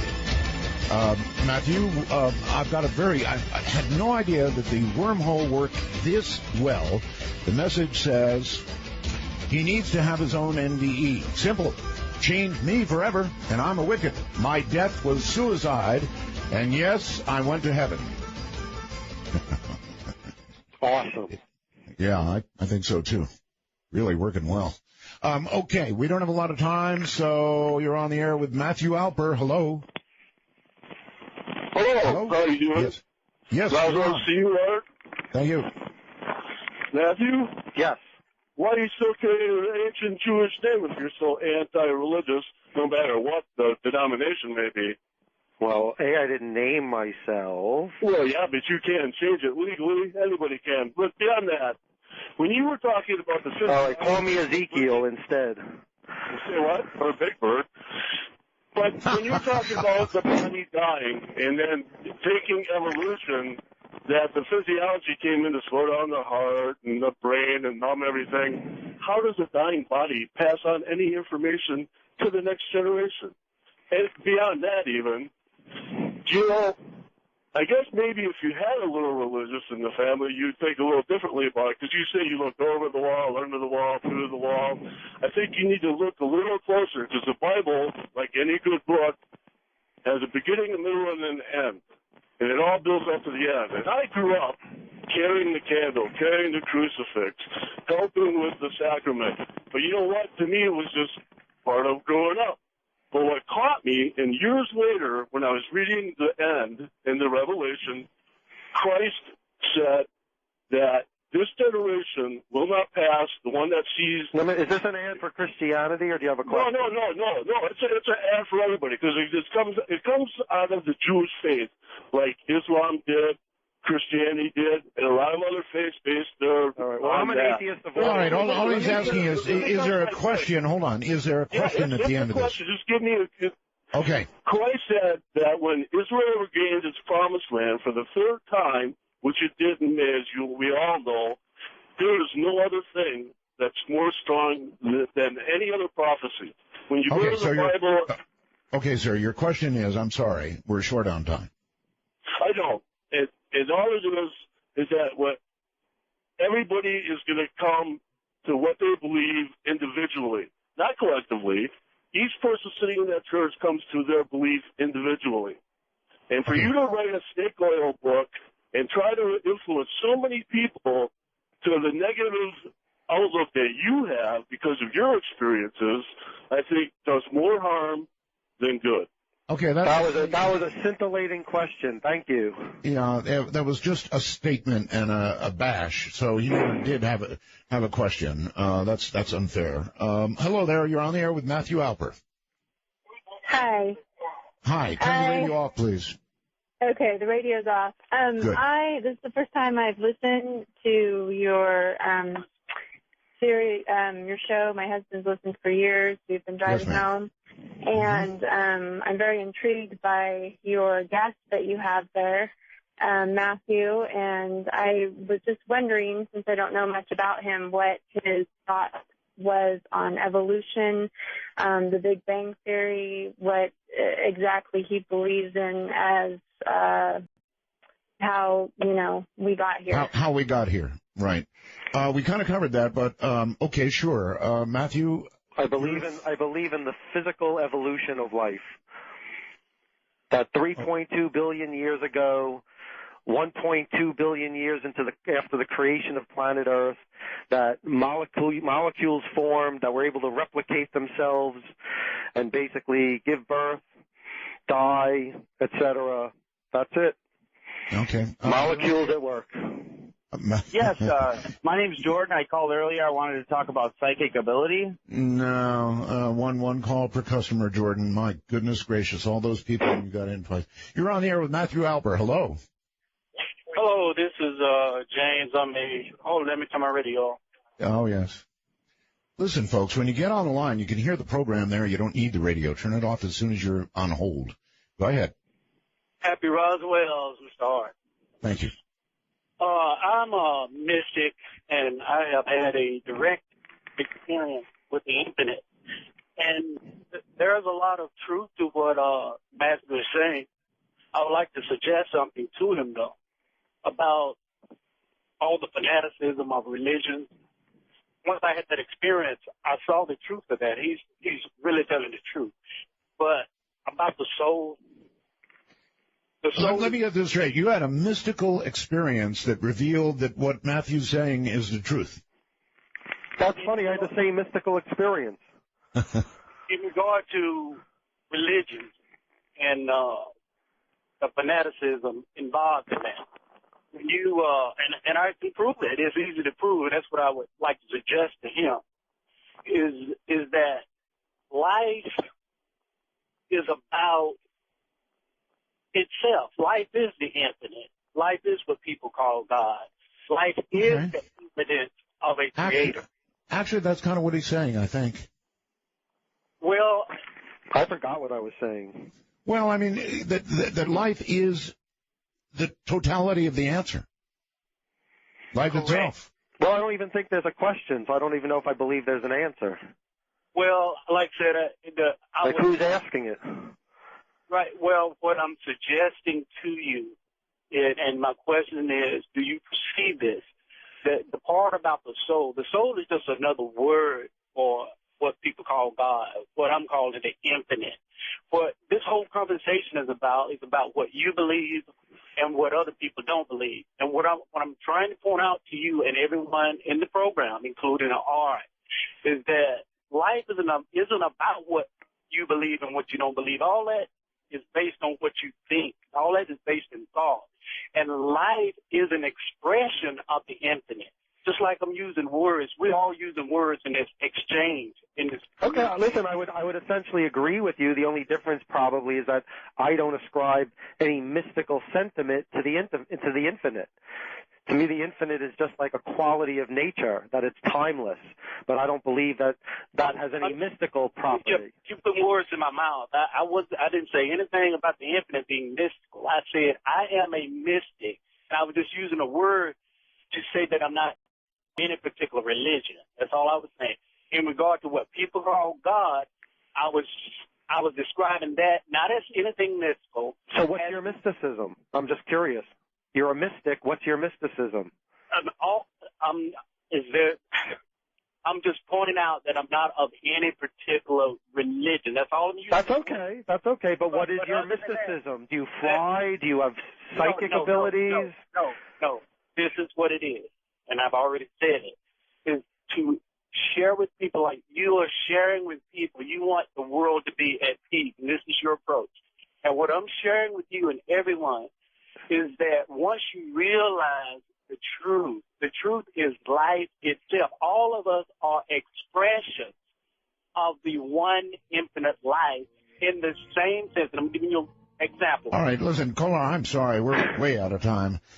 I think he was saying that, the whole thing is, the whole point of life is, I don't know. The whole point of life is life. It's been a pleasure having you on the program again, Matthew. It really has. It's been a whale of a radio show, and I think that's the whole point. So it's been a true roller coaster ride. Thank you for having me on again. Again, the name of the book is The God Part of the Brain. You can go to www.godpart.com if you want to read about it, or just look up my name. I'm all over the place, and hope you all enjoyed. Take care, my friend. We'll do it again. Okay, great. Thanks, Art. Good night. That should have caused a bit of thought. Well, listen, everybody, we are out of time. Thank you very much. Good radio is good radio, but time's up. Later. I've been looking